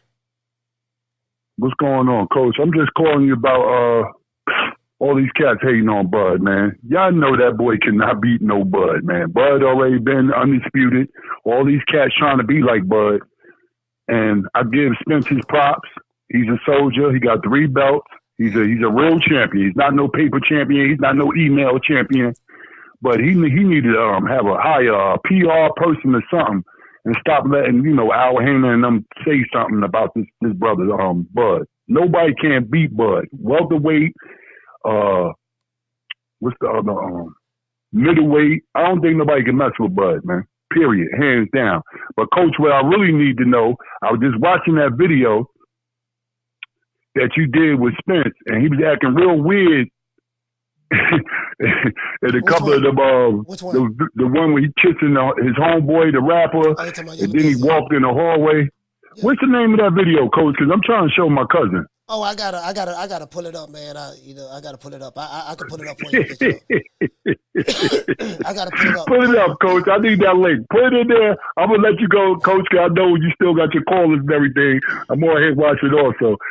Put that link up for me, brother. Shout out to 7 for Jersey. Salute, fam. Yeah, guys, y'all gotta forgive me, man. Y'all gotta forgive me, man. You guys know me, man. I have a lot of energy. You get what I'm saying? But this motherfucking cold is kicking my ass right now. I'm like, man, god damn, bro. I got on the guy. Normally when I get on the show, I get more hyped up and more energized. It's like, damn, I'm having a total opposite effect. You get what I'm saying? But hold on, let's see this. So yeah, we do know that Tank and Ryan Garcia, that fight is going down. Again, guys, check this out. Hold on. Mike Tyson is picking Tank Davis. See, Mike Tyson on Gervonta Davis and Ryan Garcia. He said, good fight. You gotta say Tank wins. I think Tank, but I think it'll be a good fight. I don't think it'll go 12 rounds. Now, Mike Tyson is saying that he don't think this fight is going to go 12 rounds. I don't think it's going to go 12 rounds neither. I don't think it's going to go 12 rounds. I don't think Ryan Garcia and Tank Davis is going to go 12 rounds. I don't think so. I don't think they're going 12 rounds. Now, Ryan Garcia did say he's going to knock Tank out in 2 rounds. I'm going to knock him out in 2. I'm going to knock him out in 3. I honestly, guys, I think, I honestly feel that once Ryan Garcia feels how hard Tank Davis hits, and when he see Tank coming forward, and if he can't get that timing down, if Tank catch him in the body a few times, I think the whole game plan is going to change. That's just the way I see that. It is what it is, man. That's just how I'm seeing it. But I may change my mind later on as the fight get closer. But right now, dog, I don't know, man. I just don't see. I don't see it, bro. I don't see it, man. I just don't. Hey, what say, Marty King say, let's go, Ryan. Yeah, man. Ryan gonna have to show me. Ryan gonna have to show me something, man. Hey, what to say, pugilism? You say Tank making me money, covering that KO. Shout out to Food Revolution. What to say, sis? You say I got Ryan, but ain't no way he knocking Tank out in 2-3 rounds. Yeah, he said he knocking him out in 2 or 3 rounds. That's what he said. Said he knocking him out in 2 or 3 rounds. Tank out of there. That's what he said. I'm like, man, shit. He don't believe that. Don't nobody believe that. You know what I mean? But that's what he said, though. He said knocking him out in 2-3 rounds. Let's go to Ryan Garcia's Instagram. Let's see what Ryan Garcia's saying. Not Instagram, I'm talking about Twitter. Let's go to Ryan Garcia's Twitter. Okay, he haven't posted anything. All right, Ryan haven't posted anything. Let's see what Tank posted. Or is it? Or will it be on? Or will it be on their Instagram? Is it on their IG? Did anybody know if Tank posted anything on his IG? Let me see. Two-Tone the superstar at? Two-Tone said Ryan Garcia. Yep, this right here. Two-Tone said Tank Davis is shaking in his boots at the mere thought of dealing with Ryan Garcia. That's what Two-Tone say, right? Tank put something out here already. April 22nd, Vegas, it's on. Let's go. Okay. Tank,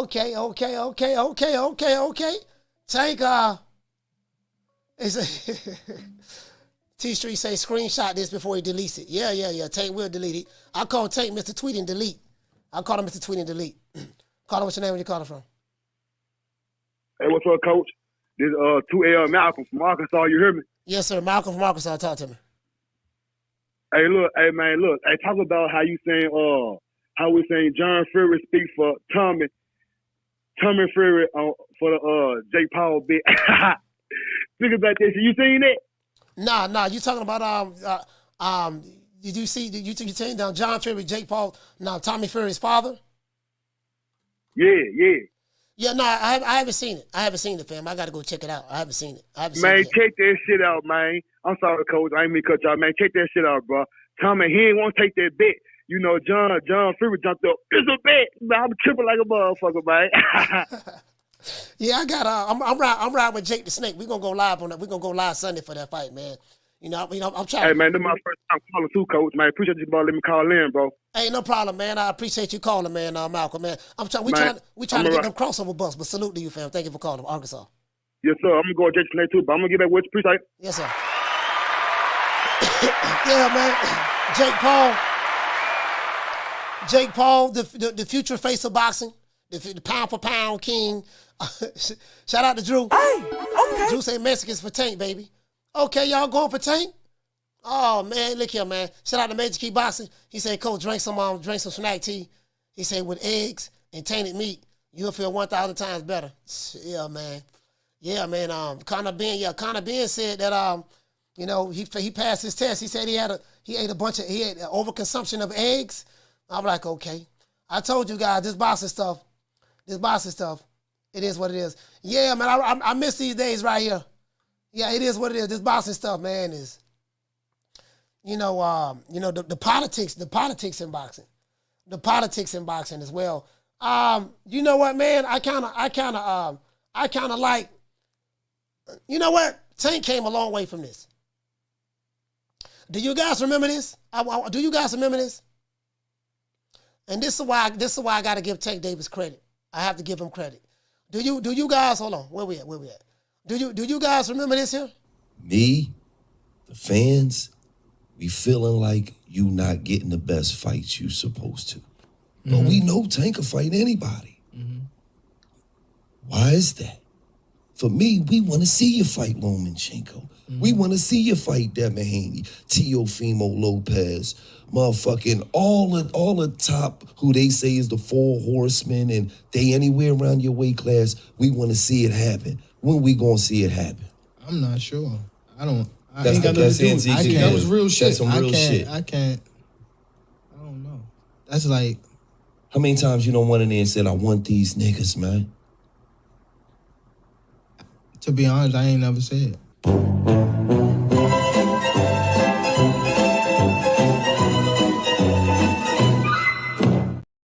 Yeah, so Tank Davis has came a long way from that. Hey, shout out to the brother Malcolm. Malcolm, check this out. I'm going to drop the link. Hey, shout out to my sister Green Eyes P. Green Eyes P, thank you for dropping the link. Thank you for giving me that. Here go the link, brother. This is the video. This is the video right here. This is the video right here. And the title of this video is Errol Spence and the Aerosexuals Don't Want the Crawford Fight to Happen. That's the title of that video. Errol Spence and the Aerosexuals Don't Want the Crawford Fight to Happen. And that's the video right there. Anybody want to check that out? It's funny as hell. It's a funny ass video. Shout out to Drew. Hey, okay. You say you speak 10 times better Spanish than Ryan. Yeah, I read it. I read it as well. Read it and write. Yeah, man. But you know what though, man? Yeah, it's a funny video. It's a funny video. It's a funny video. You know, I play with these aerosexuals anytime I want to. I love playing with them. They are emotionally reactive. Anytime I want to I control them like I'm controlling this pen.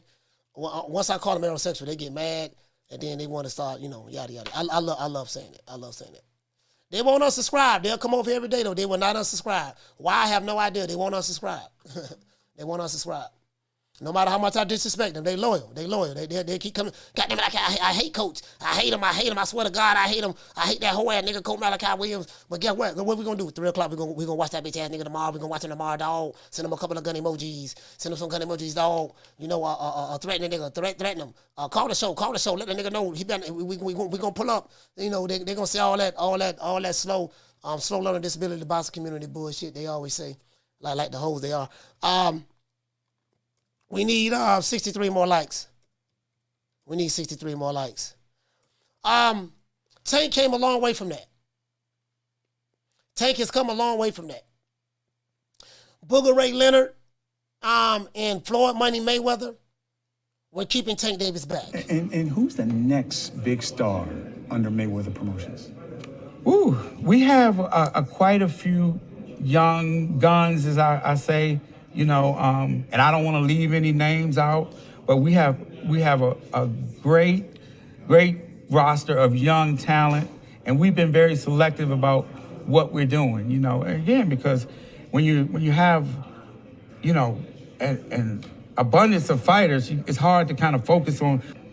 When a big fight is to be made, it has to make sense for both sides. No promoter or company is going to put their guy in an event with everything to lose and nothing to gain, especially when we talk about this. You know what I'm saying?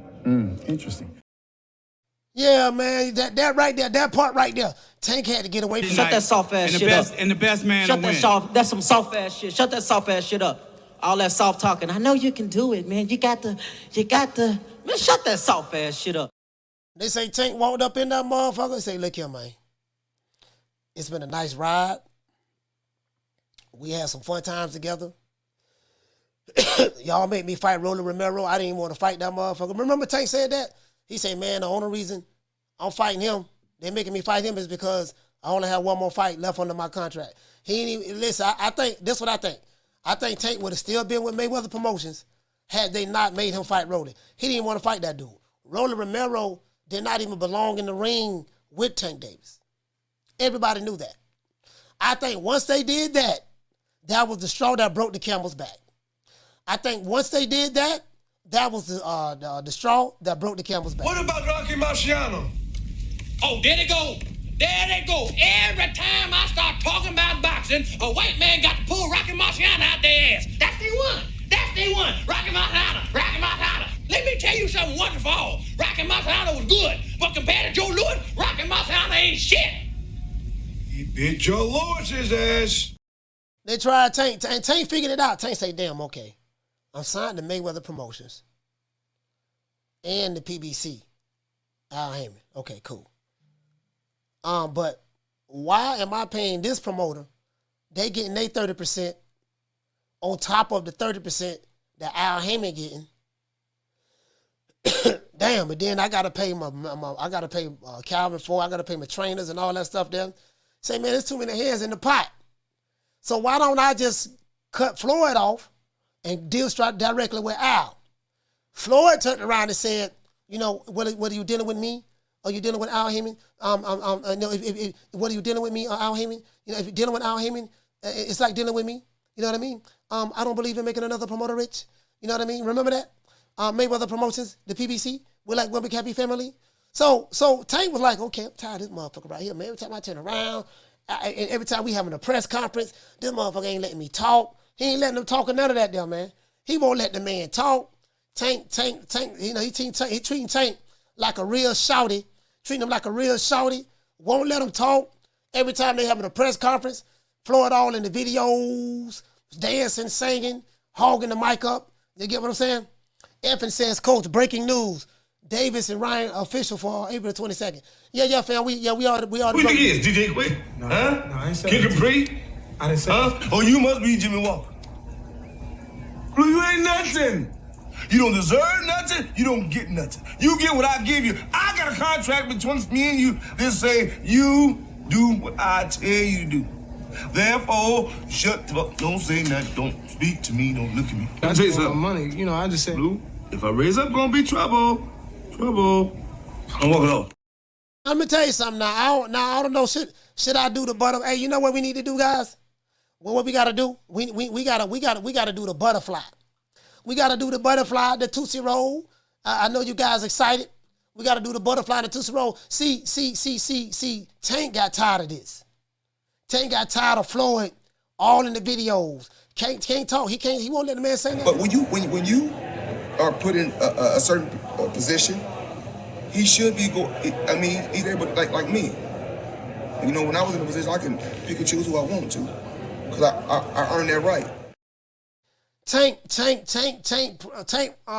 was planning his exit strategy. You know what I mean? Tank, now I don't know how true this is. But y'all don't tell nobody. It's between us. Don't tell them. Sources say, Tank was watching one of my shows, right? He was watching one of my shows. Sources say that Tank could be watching the show right now. Tank was watching one of my shows, and when I pulled this video out, and he saw Booger Ray Leonard biting his bottom lip, looking at Floyd Mayweather with delicate eyes, looking like he was just so in awe at what he was looking at, and rubbing on his chest. Tank said, I got to get the hell up out of here.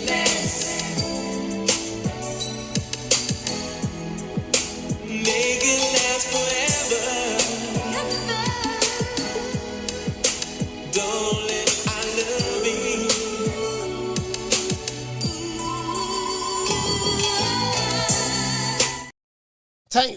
Tank and Calvin Ford, I heard they went in the huddle. He said, look here, Youngin, check this out, man, Youngin. We got to leave this shit right here. We ain't going to say nothing now. No, we just can't come out and say we're going to leave, because we got to be politically correct. We still got to be politically correct, Youngin. So we just can't come out and say we're going to leave. We're going to keep everything kosher. You get what I'm saying? But we got to get the hell out of here. I plead the fifth. I plead the fifth. 5, 1, 2, 3, 4, 5. Anything you say, 5. Go ahead, ask me a question. Did you? 5.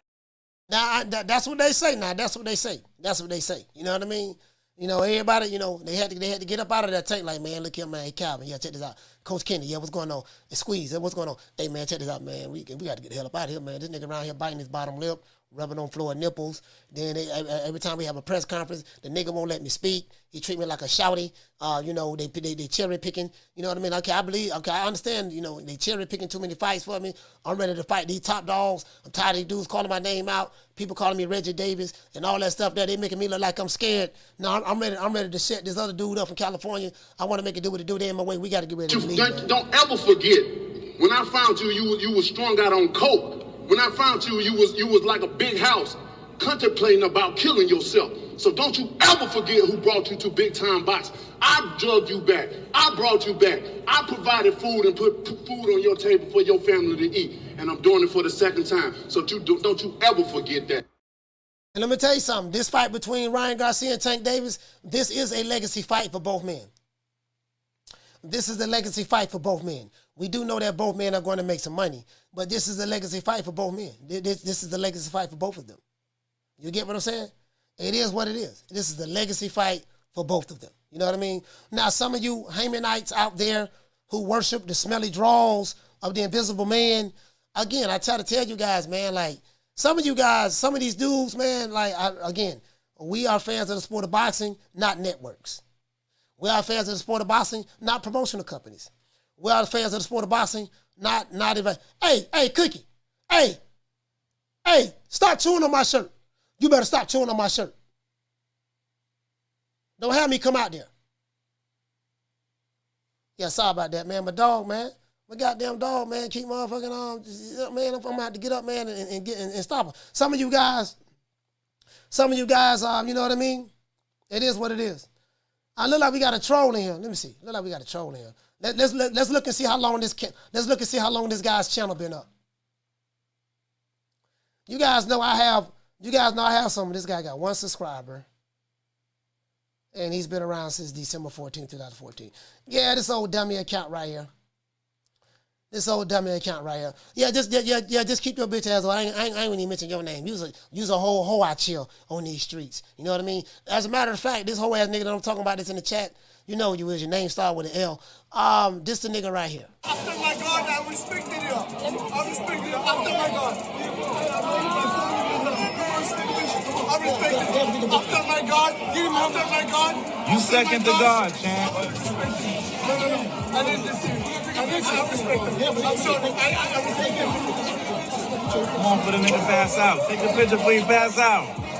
Yeah, get him before he pass out. Yeah. Hold him up. Yo, we gotta take this guy everywhere. Yeah. Yo, champ. He needs air. You need air. Take the picture. Take the picture before you face the picture. That's my hero, right? That's my hero. One more.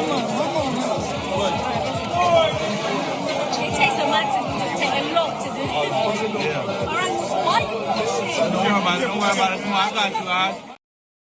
That's these Hamanites. These Hamanites came from Floyd Mayweather.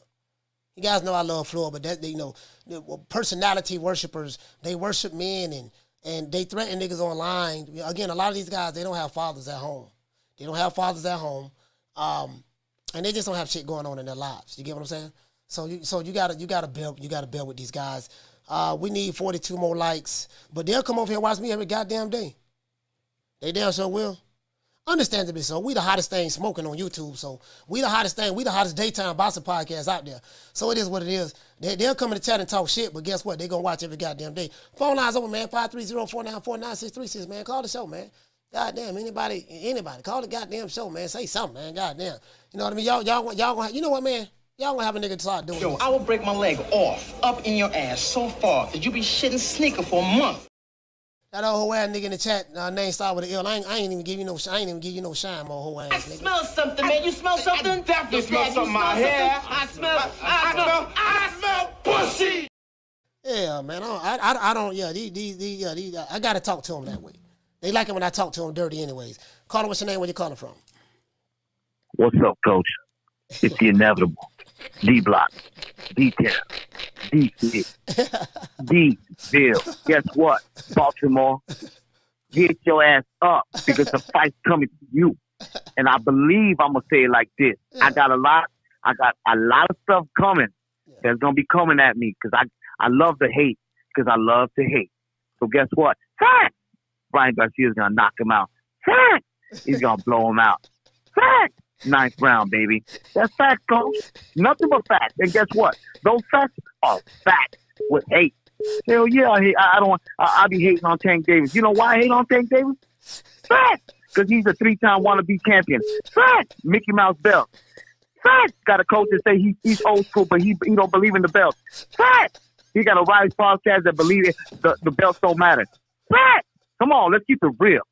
You ready for the fight? You see me, coach? I'm hyped. It's on, baby. It's on.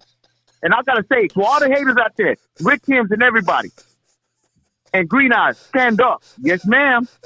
D-Block, D-Count, D-City, D-Ville, Baltimore, get ready. Shout out to D-Block, man. Hey, bro. Man, I got down D-Block, man. Hey, man, I ain't laughed all day, man.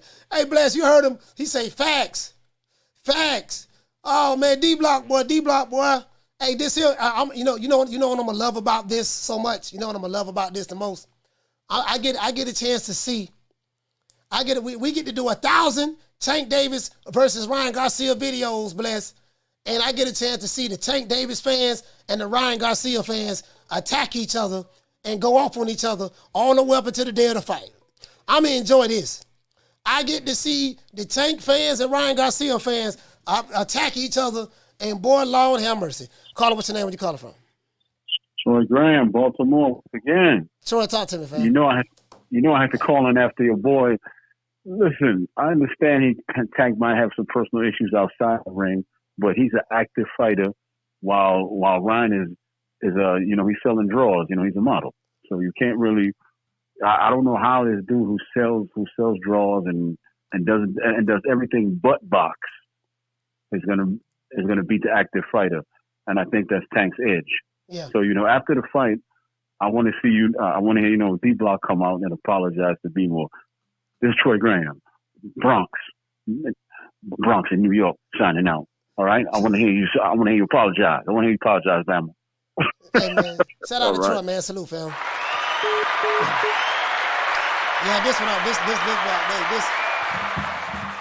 Yeah, this what I'm looking for right here. I'm looking forward to, the level of toxicity is going to be high. The level of toxicity is going to be high. You know what I mean? We get to talk about Tank and Ryan Garcia, fights that are actually happening. Check this out. Fights that we've been talking about for 5 years that haven't happened yet and are not going to happen. Tank Davis and Ryan Garcia come out of nowhere and make a fight. Now, I ain't saying they made it just like that, but they made the fight. And it took Tank Davis to leave Floyd Mayweather. Tank had to leave Floyd Mayweather in order to make that happen. Shout out to Drew. Hey, okay. Dropping that $2. Bam, super chat on your boy. He said, I'm riding with Tank and Thug and D on D-Block. He said, you riding on D-Block and Ryan. Okay. It took Tank Davis to leave Floyd. As a matter of fact, check this out. I can't make this shit up. Do you guys know that Floyd Mayweather is taking credit for this fight happening? I'm going to show it to y'all. I saw a video. Was it Blue Blood Sports TV? I think it was Blue. Shout out to Blue for Red Barbershop Conversations. I know y'all don't switch out on Blue, but that's fine. He all right with me. I know y'all don't switch out on him. Again, whoever the Haymanites and the Wakandas don't like, they don't like Blue no more. That's why I like Blue now. I like Blue. Shout out to Blue. Let me see something. Let me see. On Tank Davis. Floyd said something. I think Floyd said something of the sort to where he gave the blueprint. He gave the blueprint for how, he gave Deontay Wilder the blueprint. And he gave Tank Davis the blueprint to show them how to go out there and step out there on their own and make it happen. I say, man, this nigga Floyd, man. Y'all know I like Floyd, man. This nigga here, man. Boy, he just don't, boy, the level of narcissism. The level of narcissism is just, matter of fact, Blue Blood Sports TV video pop up. I'm on Google looking it up. Blue Blood video pops up on Google. That's good keyword right there. Yeah, that's a good keyword right there. The man, Floyd taking credit. Yeah, I showed them, I'm the one showed Wilder and Tank, how to leave the promotion of the company, go off on their own and make it happen. True True. What I got down Floyd, boy? Floyd won't let him shine, huh? He say Floyd would do anything to stay relevant. Shout out to Keenan. What did he say? He say only people saying the fight still not happen, praying and hoping the fight fall through for Tank's sake. I want to believe the fight is happening. Michael Benson is saying it. Tank is saying it. I want to believe the fight is happening. I want to believe the fight is happening. You know what I mean? Now, let me tell you something. If Tank mess around and lose, y'all say Ryan Garcia. See, let me tell you something. Hey, Troy, what Troy? Troy, if Tank Davis mess around and lose to this guy. I actually do cuss a little. Do you? Also, yeah. What's your favorite curse word? Probably fuck. Boy, if Tank lose to that guy, I'd be damned. Hey, for all those who didn't know, this who Tank Davis is fighting. I actually do cuss a little. Do you? Also, yeah. What's your favorite curse word? Probably fuck.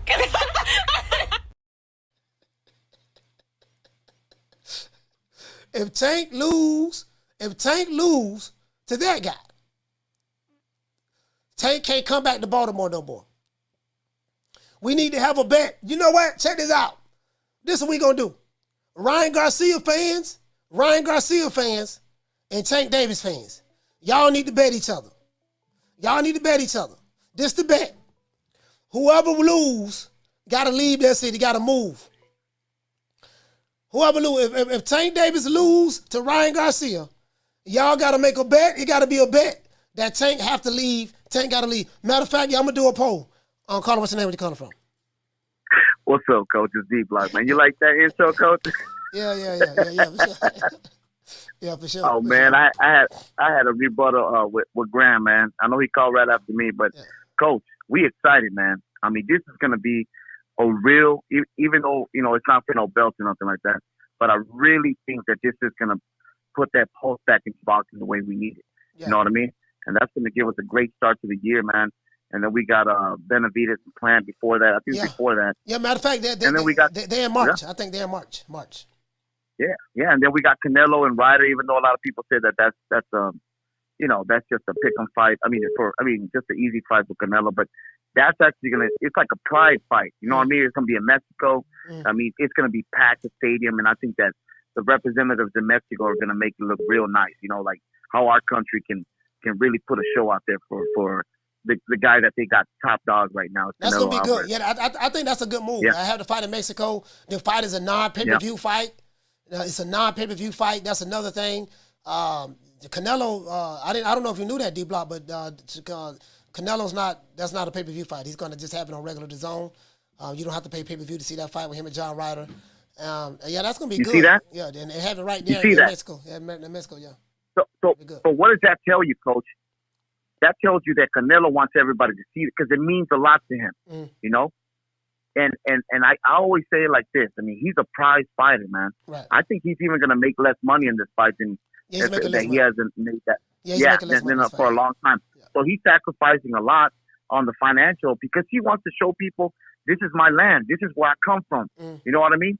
So I love that. And then we got Inouye and Fulton coming up. And then we got this, like I told you, Coach. I think we got that Errol Spence and Terence Crawford. I know we tired of it. I know we done with it. But I think I overheard somebody say about Spectrum was saying that even though Espinosa said that was false, Spectrum said that they're standing by their word by what's going on. So and then we got good fights later on in the year, man. So I think the beginning of this year is really gonna bring a pulse back into boxing. I mean, we got great fights, Coach. What you say of that? Yeah, we got some good fights coming up, man. I'm really happy about the Ryan Garcia Tank Davis fight. I'm gonna tell you why. The reason why I'm happy about this fight happening because it shows you that the fighters are the ones that can make the fight happen. Tank did not sit back and say, I'm a just let Al Heyman handle everything. Call Al. You know, just whatever Al say. Tank no, I'm getting rid of Floyd. I want this fight. You need to make this fight happen. So Tank Davis. St. Davis is leading the way over there on that side of the street, right? And I got to give him credit for it. And Ryan Garcia, Ryan Garcia has an opportunity to redeem himself because, you know, people still remember him. 2021 wasn't so good for him, you know, with pulling out of the fights and stuff like that. So now Ryan Garcia has an opportunity to redeem himself and change people's in boxing perception of him. Because when people think of Ryan Garcia, they think of Instagram and TikTok. I'm just being honest with you. You know what I mean? Like, no, you're right. Yeah, you know, they think Instagram and TikTok. So he got an opportunity to get the respect from the boxing world, especially if he could pull this fight off. What you think the punishment should be if Ryan Garcia were to pull off the upset and beat Tank Davis? What punishment so you feel that Tank Davis fans should suffer? Should Tank be kicked out of Baltimore and have to move? No, I got a good one. You ready for this? I want everybody that stand up for Baltimore, for Tank Davis. Yeah. I want all of y'all when Ryan Garcia beats him and knocks him out. I want everybody to go to their tattoo parlor shop, and I want them to get a tattoo of Ryan Garcia's face on your forehead. Okay? And I want everybody to do that. Everybody. That's what I want, Coach. Everybody get a tattoo of Ryan Garcia's smiley face when he made that little, I think that was the little, what was that, TikTok? You know, the one you showed right now? Yeah, that was TikTok. That was TikTok. Yeah. Put that when he's smiling like that, okay? And for Troy Brown, I want him to get a tattoo right on his left cheek, his butt cheek, and put, I love Ryan Garcia. D-Block, D-Town, D-City, D-Ville, Baltimore, stand up.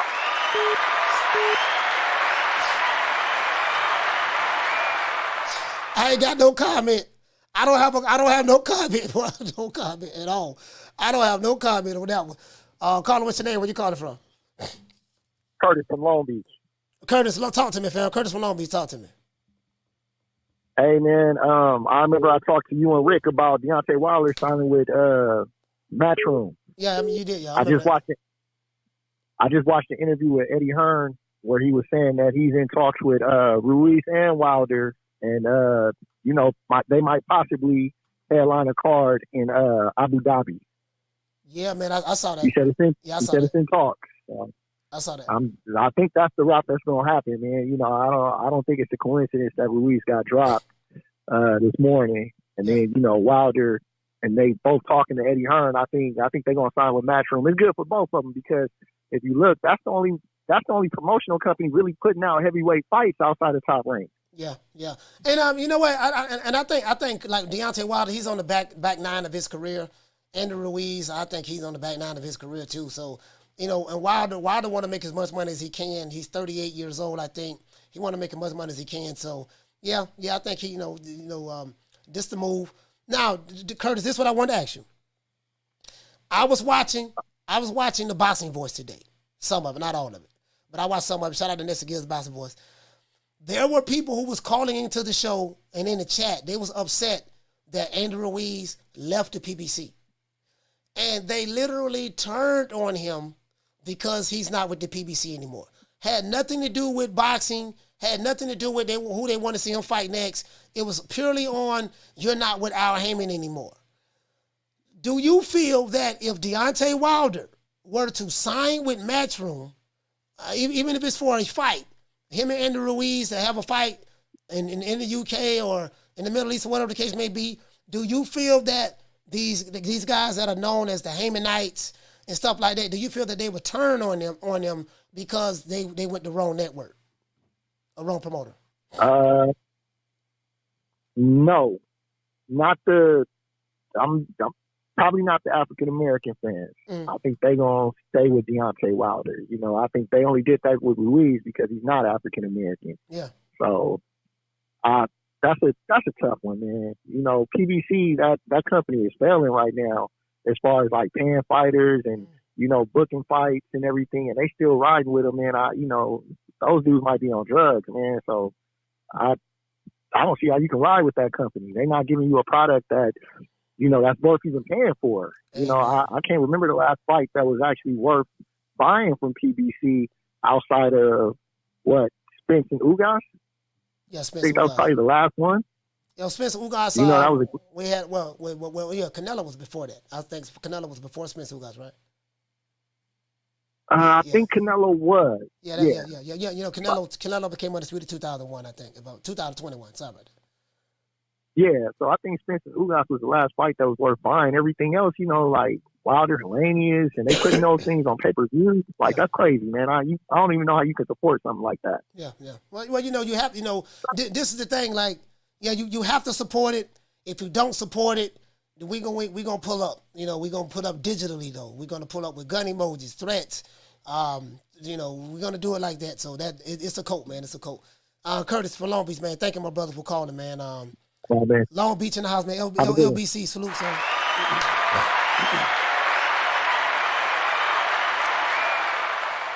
Dog, I ain't got nothing to say about what D-Block said. Shout out to Jamie. Hey, okay. Jamie Vasquez for dropping that half a bam dub on your boy. Hey, Leroy. Super chat received. Playtime's over, boy. Jamie, what did you say? You said, I don't know if the Mexicans in Mexico are not going to show up. Nella is not really liked in Mexico that much. They're stuck in the past with Chavez, Barrera, Morales, Marquez style. He's not really liked over there. Yeah, for real? You sure about that? I don't know. I don't know, fam. I don't know, fam. Call him, what's your name when you calling from? Hey, Coach, this is Swat Jones from Fort Worth, man. Hey, Swat Jones from Fort Worth. Talk to me. Hey, man. First and foremost, I appreciate you just gutting it out for us today, man. You always hey, man, you made me laugh all day at the beginning, so, man, I appreciate you. I wanted to say I got Tank and 9. I had to say that because I heard, you know, I heard what D-Block said. That's my dude. He always made me laugh. But hey, I got Tank and 9. But I wanted to say this for Ryan. I don't think it's gonna be easy for Tank to beat Ryan. But I think fighters need to pay attention what Ryan and Jake doing, man, just outside the ring. You know what I mean? I'm saying they can hate on him all they want. You can call him what you want. But the man that made himself known in the industry that people say that he don't have a fan following in the industry. So it's like, okay, man, take note of what the man doing. You know, don't just shoot a man down for everything. Like, take the good things that he's doing and apply it to your game. Because the board know how to market, man. That's one thing you can't take from him. But I got Tank and 9, and I think that all the damn Ryan fans, when Tank beat him, you got to put Tank name on your logo, on what they call it, your thumbnail, on your face. Yeah. All y'all need to put Tank face on it for a day so we can laugh at you. But yo, it's good for boxing. Much love, Coach, man. But I just had to say that, man. Hey, go so always, man. Appreciate it. Man, shout out to Swat Jones from Fort Worth, Texas, man. Salute, fam. Hey.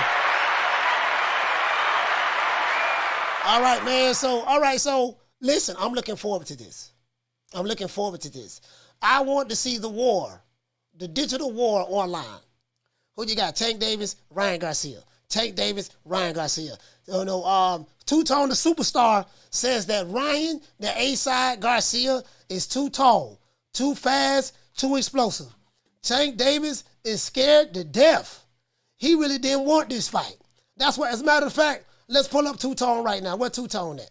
I know now Two-Tone the Superstar is the biggest Ryan Garcia fan. I don't know anybody in the ethos is a bigger fan than Two-Tone the Superstar, even though he say he's not a fan of nobody. I would totally disagree with that. Let's see, Two-Tone the Superstar, where he at? He say he not nobody's fan, but I seriously doubt that. Hold on, what do you got? What do you see we got right here? Okay.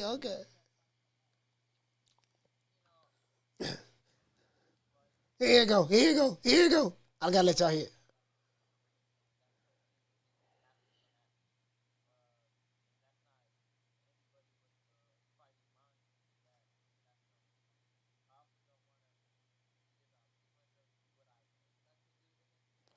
Hold on.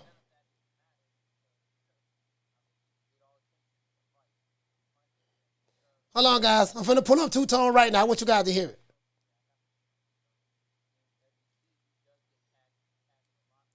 Oh, boy. Y'all gonna be mad, boy. Hold on.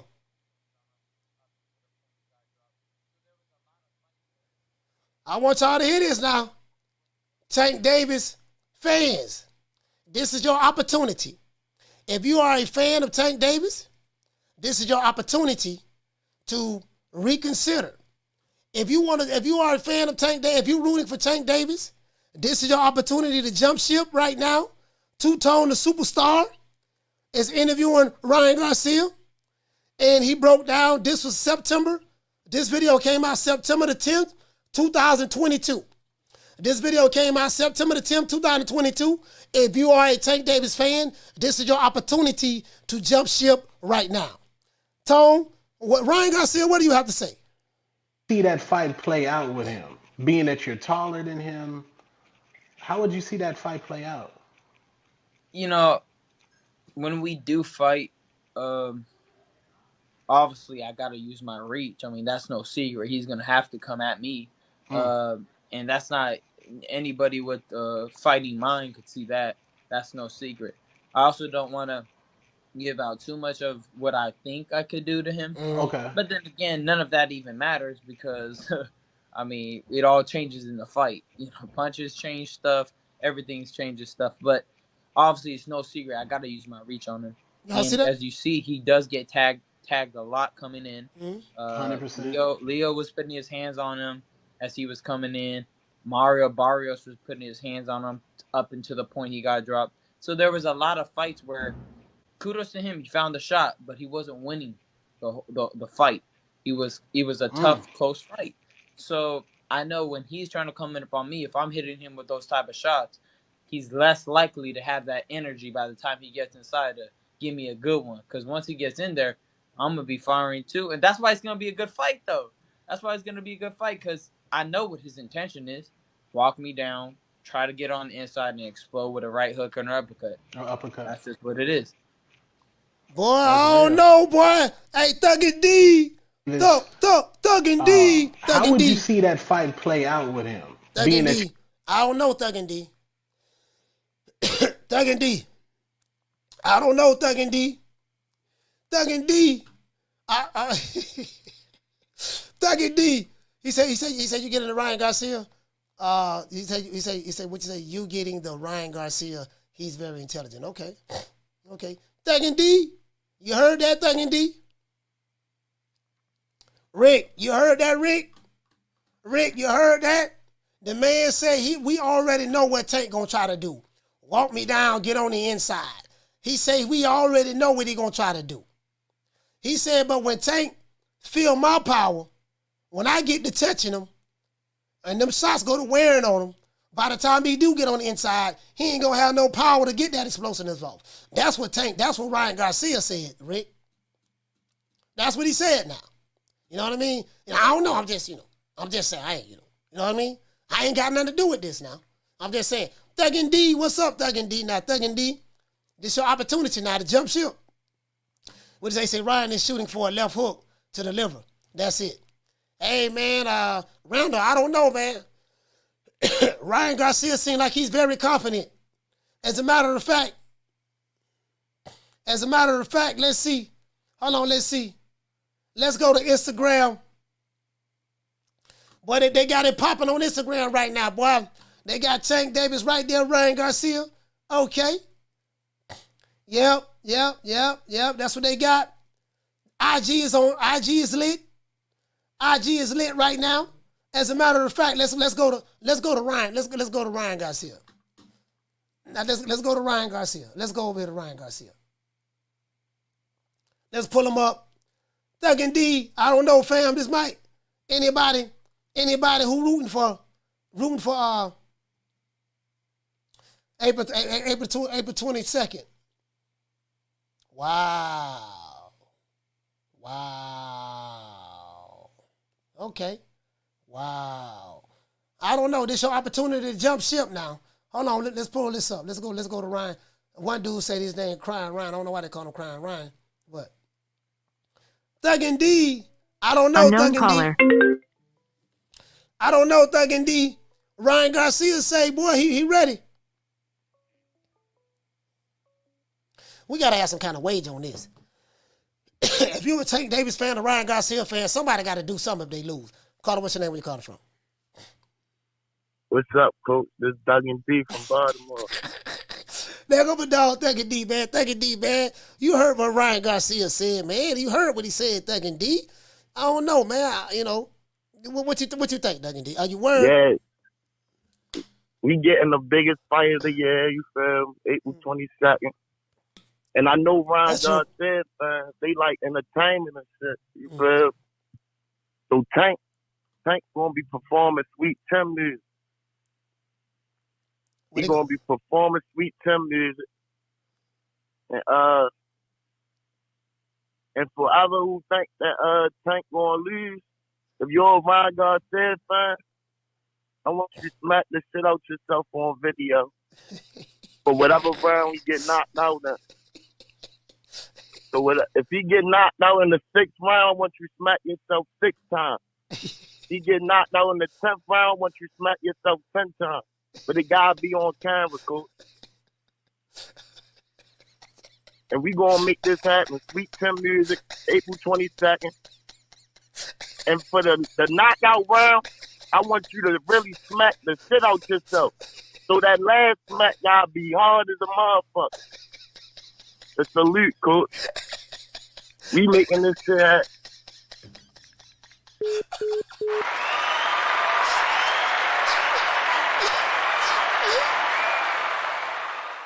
Hey, shout out to Thuggin' D, man.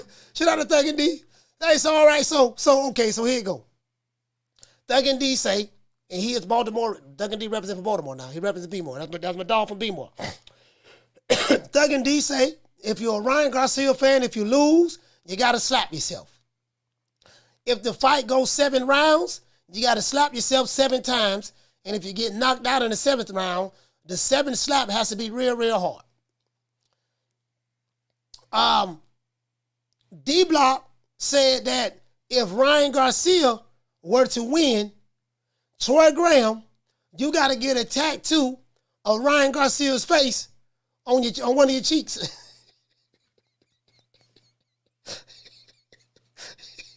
So, I don't know about all that, but I'm just saying, that's what D-Block said. So I think both of y'all, hey, what it say, Damien, West Side certified. You from the West Side? Okay. Hey, I'm from the West Side of my town, too. Hey, if you from the West Side of your town, drop a W in the chat. If you from the West Side of your town, drop a W in the chat. Damien say he from West Side certified. He West Baltimore, right? I'm from West Tampa. 1332 Main Street, Apartment B, right in the middle of Main Street, in the heart of the projects. I'm throwing up the W. They're going to be like, this old ass nigga over there throwing up W. If you from the east side of your town, throw the east up. Throw the east up, you know what I mean? You can do it like that there too, you know what I mean? But, however you want to do it, you know what I mean? You can do it like that there.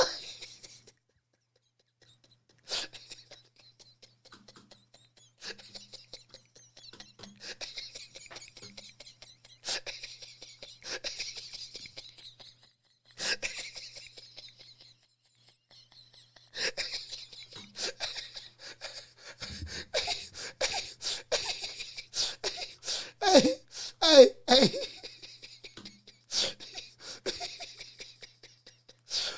I want you to say, Rick say, I represent the South Side. South Side. And you know what? Rick, check this out.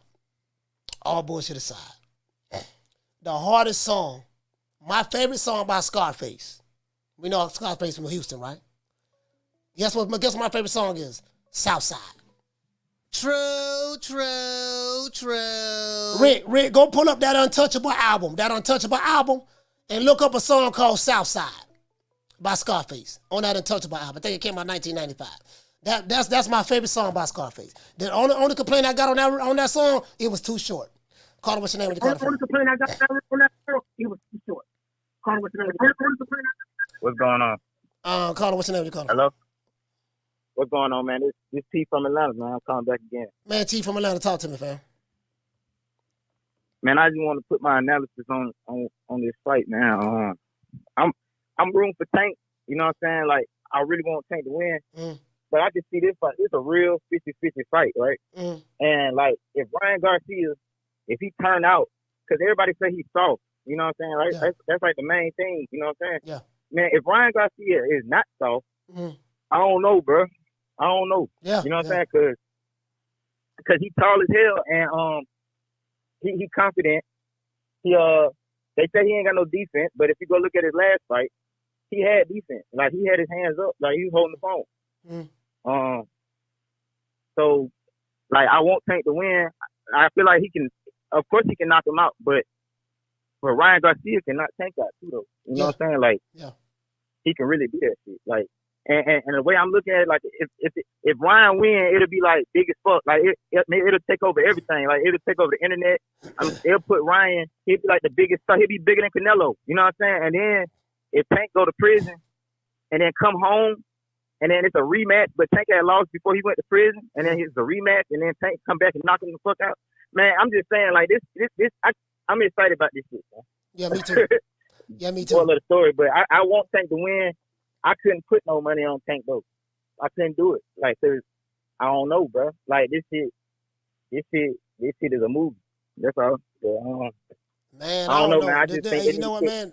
You know what? I think that's what scares me about this fight. For me, everybody's confident about we know Tank a monster. He's gonna do A, B, C, and D. Yeah. The unknown is Ryan Garcia. Because like you said, what if goddamn it, Ryan Garcia come in there and he like, look here, man, like what's happening? You know what I mean? I told you what this was gonna be. All of that, y'all laughing at me on talking about I'm on TikTok and Instagram. What's happening? This what it's gonna be. You know what I mean? I don't know. And you know some real shit, bro. On some real shit, if Ryan ain't soft, right? If I'm Ryan, bro, I believe Ryan with his as fast as his hands is, because bro, when he hit Fortuna with that hit, bro, I ain't see that shit, bro. I ain't see that shit. Like I had to see the replay. I didn't see that shit in real time, bro. He quick, he fast. So if I'm Ryan Garcia, bro, and I know I'm not soft in my heart, but I would just go in there.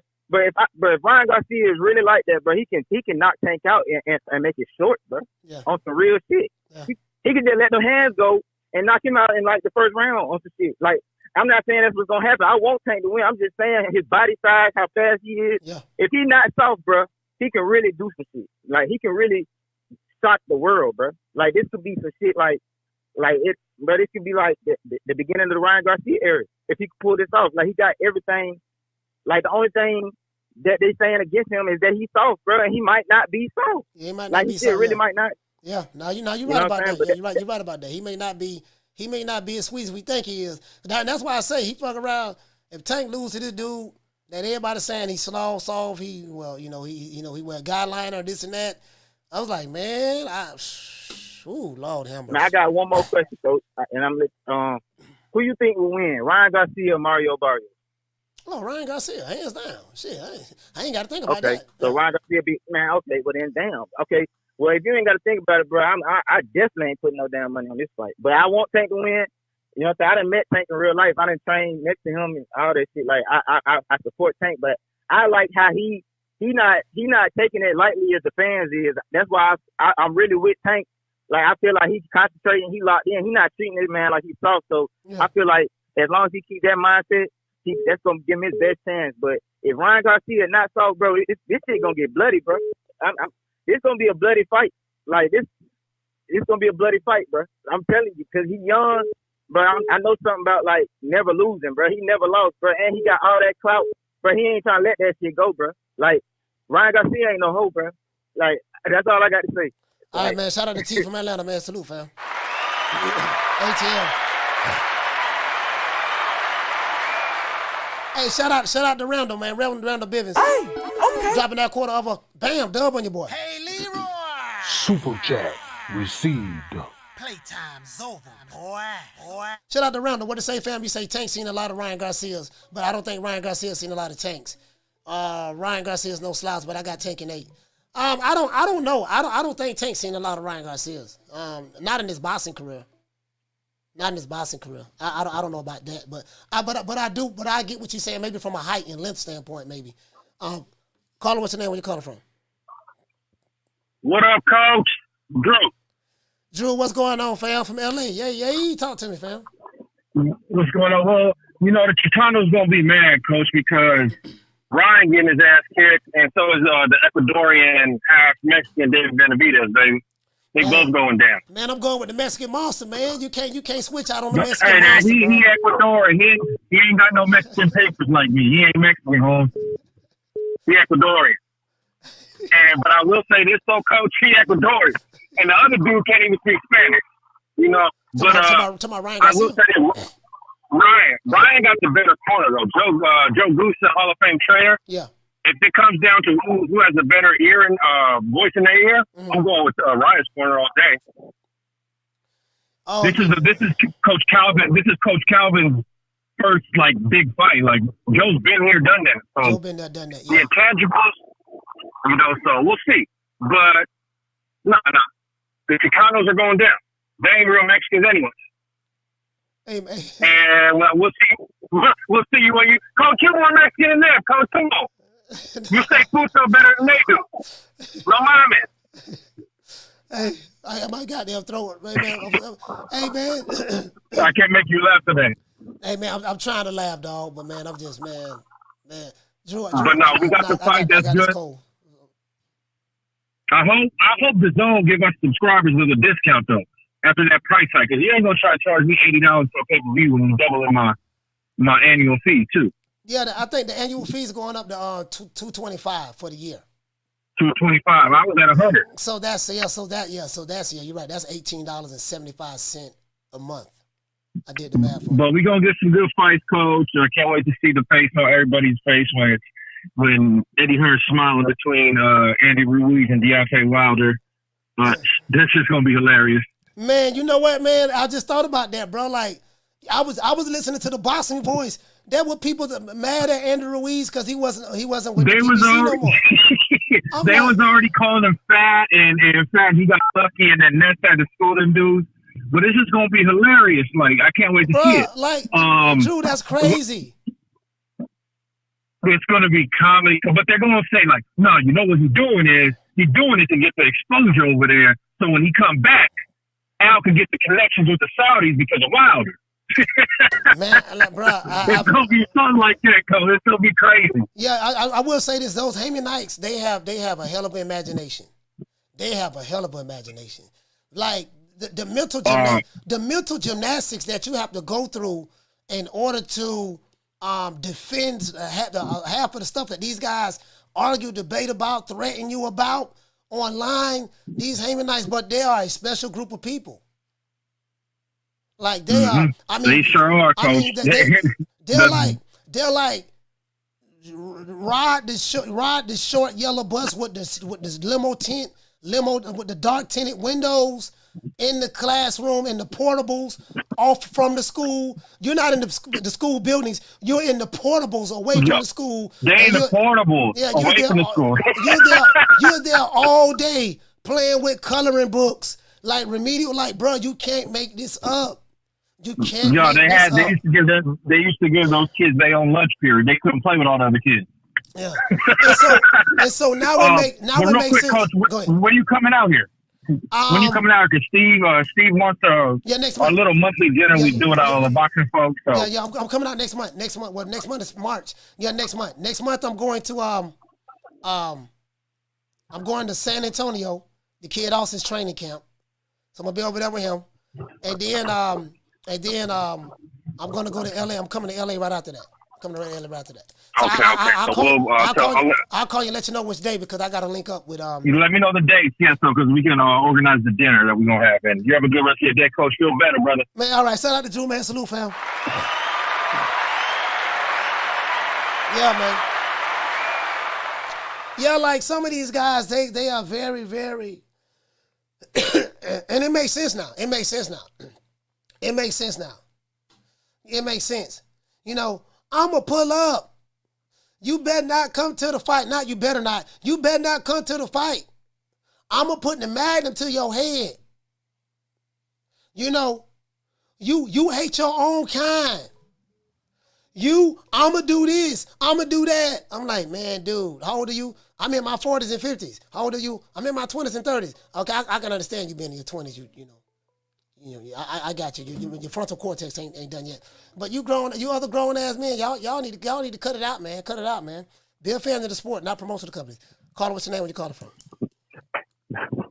Hey, this is Rick Timms in Houston. Rick, talk to me, fam. Hey, check it out, Will, about this whole Ryan and Tank coming up. Look, man, I'm riding with Tank all the way, and look, everybody talking about the physical aspects, but I'm gonna go a different angle and come mental. See, I really feel like Ryan gonna be mentally overwhelmed for such a massive event. You know, Tank done fought in front of massive crowds like this before. Tank done fought 120 something rounds. You know, Ryan has a total maybe 85 total rounds fought. You know, Tank Ryan done backed out of this opportunity maybe twice already. He got cold feet. So, hey man, mentally, Ryan is gonna be overwhelmed from the moment. To me, his heart rate gonna bust out his chest. He ain't gonna be able to keep his breath. He gonna be overwhelmed in there, and he gonna get caught with something. He definitely has the tools. What's up? No, you know what, Rick?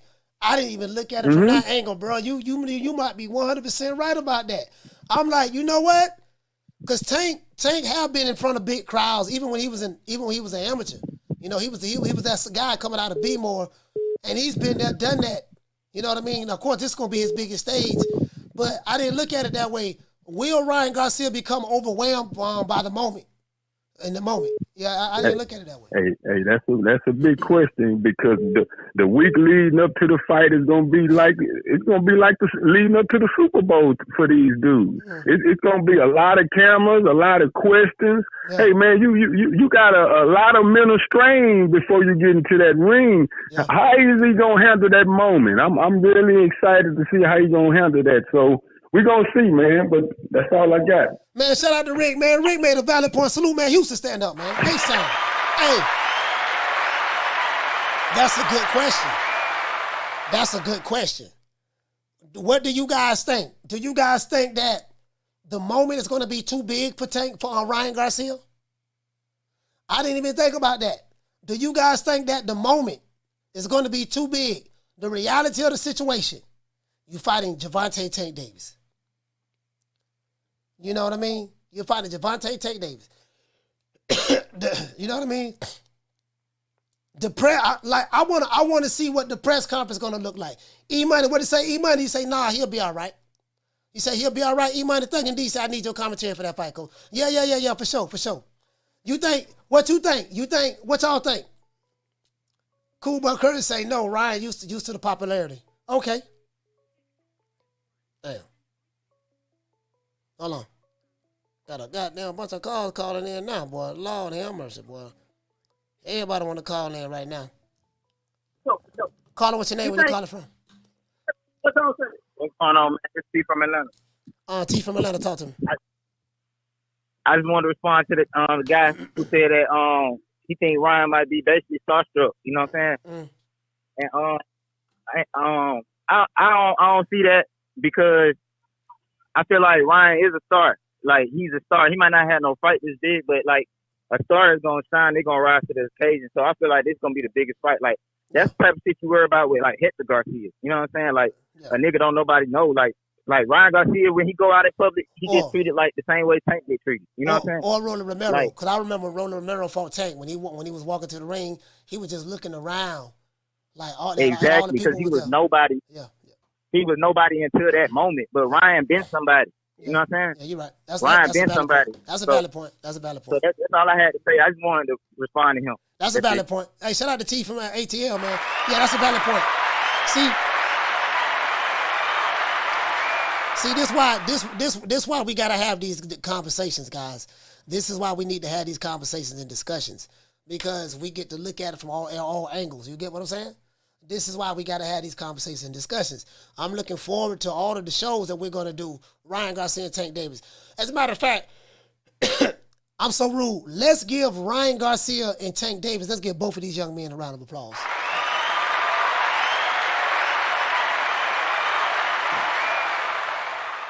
They showing these other dudes how to do it. They showing these other dudes how it's supposed to be done. Call them, what's your name, where you calling from? This is Justin from DC. Justin from DC, talk to me. What's up, Coach? Hey, I kind of agree with the not the last caller, but the caller before him that was saying like Ryan can get anxious and stuff.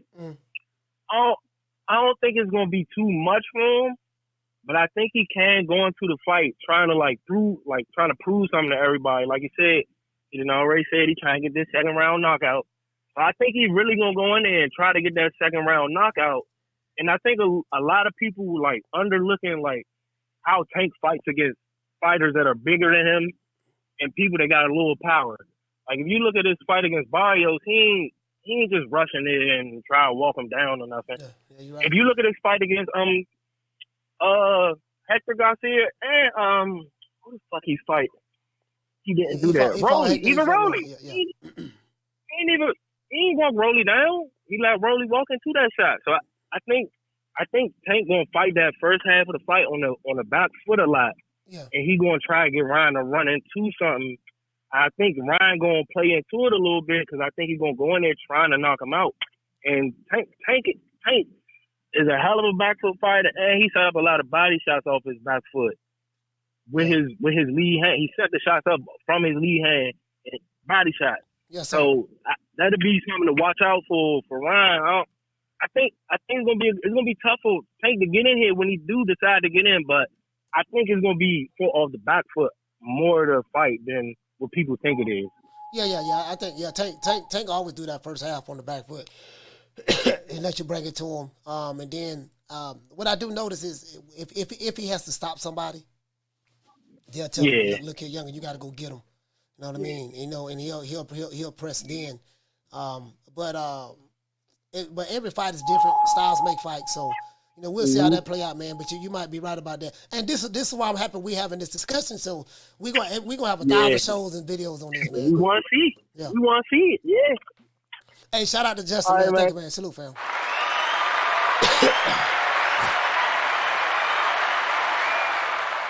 All right, guys, man. This gonna be it, man. I gotta try to rest my voice for the bare knuckle boxing. I'm gonna do bare knuckle boxing, man. So we're gonna go live for that. I don't know how I'm gonna make it, dog. I can't even fucking talk, really, right now. But we ain't got no excuse. Shut that soft ass shit up. And the best man will win. That's some soft ass shit. Shut that soft ass shit up. All that soft talking. I know you can do it, man. You got to. Man, shut that soft ass shit up. Yeah, man. All I'm saying is, man, we gotta make sure we gonna get some. Hey, yo, I'm gonna get some teeth, thugging D. I'm gonna get some teeth. I'm finna get it right now. Hey, look here, man. It's gonna be a good fight. I mean this with. I mean this with all sincerity. I want to congratulate Gervonta Tank Davis. I want to congratulate Ryan Garcia. Ryan Garcia and Gervonta Davis made this fight happen. I'm not discrediting what DAZN and Golden Boy did. I'm not discrediting what PBC or Showtime did. But the fact of the matter is, both of these fighters went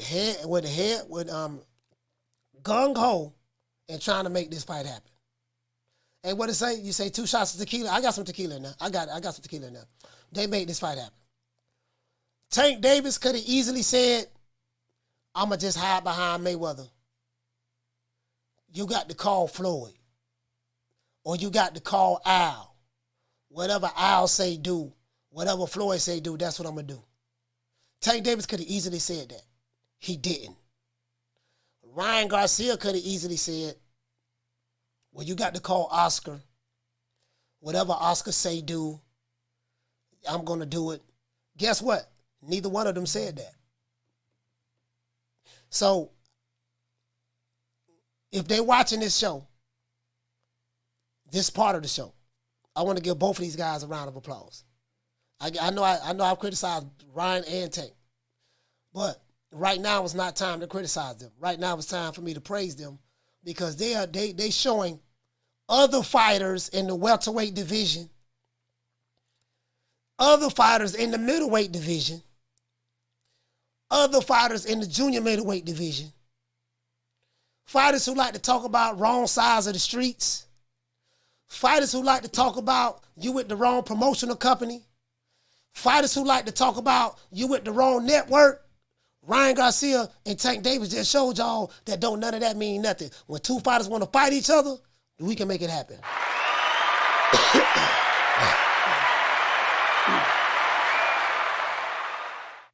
And that's it, man. It is what it is, man. It is what it is. Once again, it's on, man. All this stuff that Booger Ray talking about, that all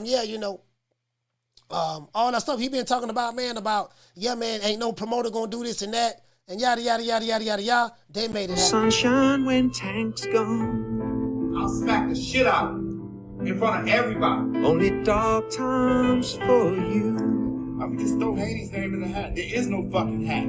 Ain't no sunshine when Tank's gone. I don't play them type of games. Leonard L.B. Why you always talking about me? Didn't you fucking learn your lesson from that? With AJ? Ain't no sunshine when Tank's gone. I'll knock that motherfucker the whole out. Period.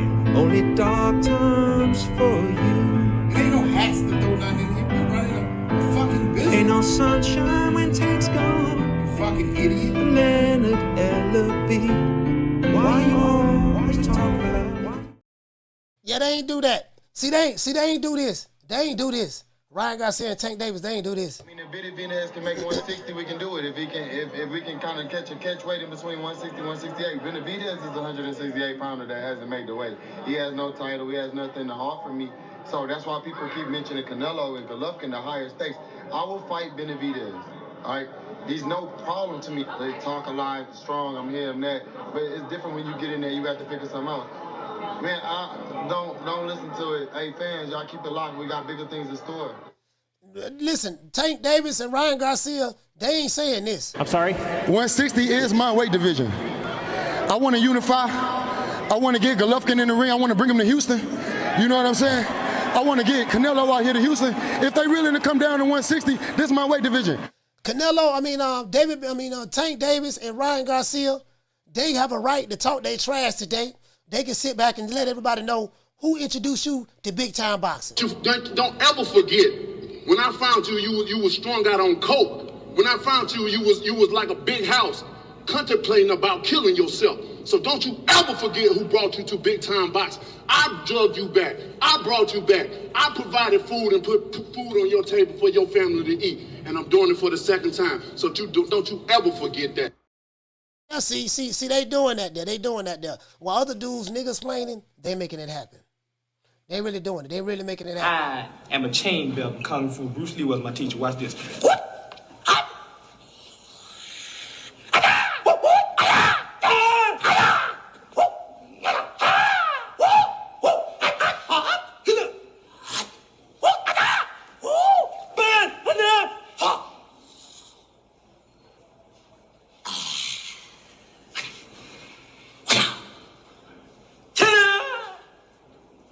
Quarter blood technique. You do that, a quarter blood will drop out of a person's body. You know what, though? I got to give them credit where credit is due. Steven Espinosa, Al Heyman, they played a big part of making this fight happen, as well as Oscar De La Hoya and DAZN. So I got to give them their props. Really. Well, you know, I guess I got to be like everybody else and saying Al Heyman. I can quit my job now, baby. 6 figures, baby. You feel me? I'm about to But a name. Do you have a name? Oh, nah, I ain't got no name, you know. Name them names, man. They know who they is. Name them names, please. The names need to be named. They know who they is. The Mexican monster.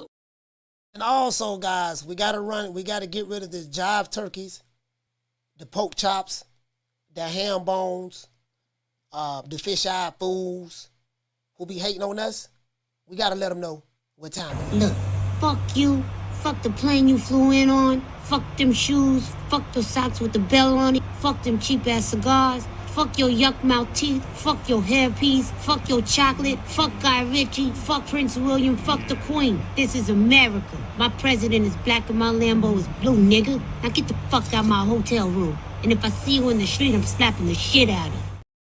And also, guys, Tank Davis and Ryan Garcia, they gonna make them some more money. More money. You know what I mean? Tank Davis and Ryan Garcia really, I'm hoping that this fight opens up the door for other fights. You get what I'm saying? I hope it opens up the door for other fights. Today is Tenderoni Fridays, and you know how we get down. We normally, we love the Tenderonis now. We love the Tenderonis over here. This is for the Tenderonis. Patrice Russian Fridays, aka.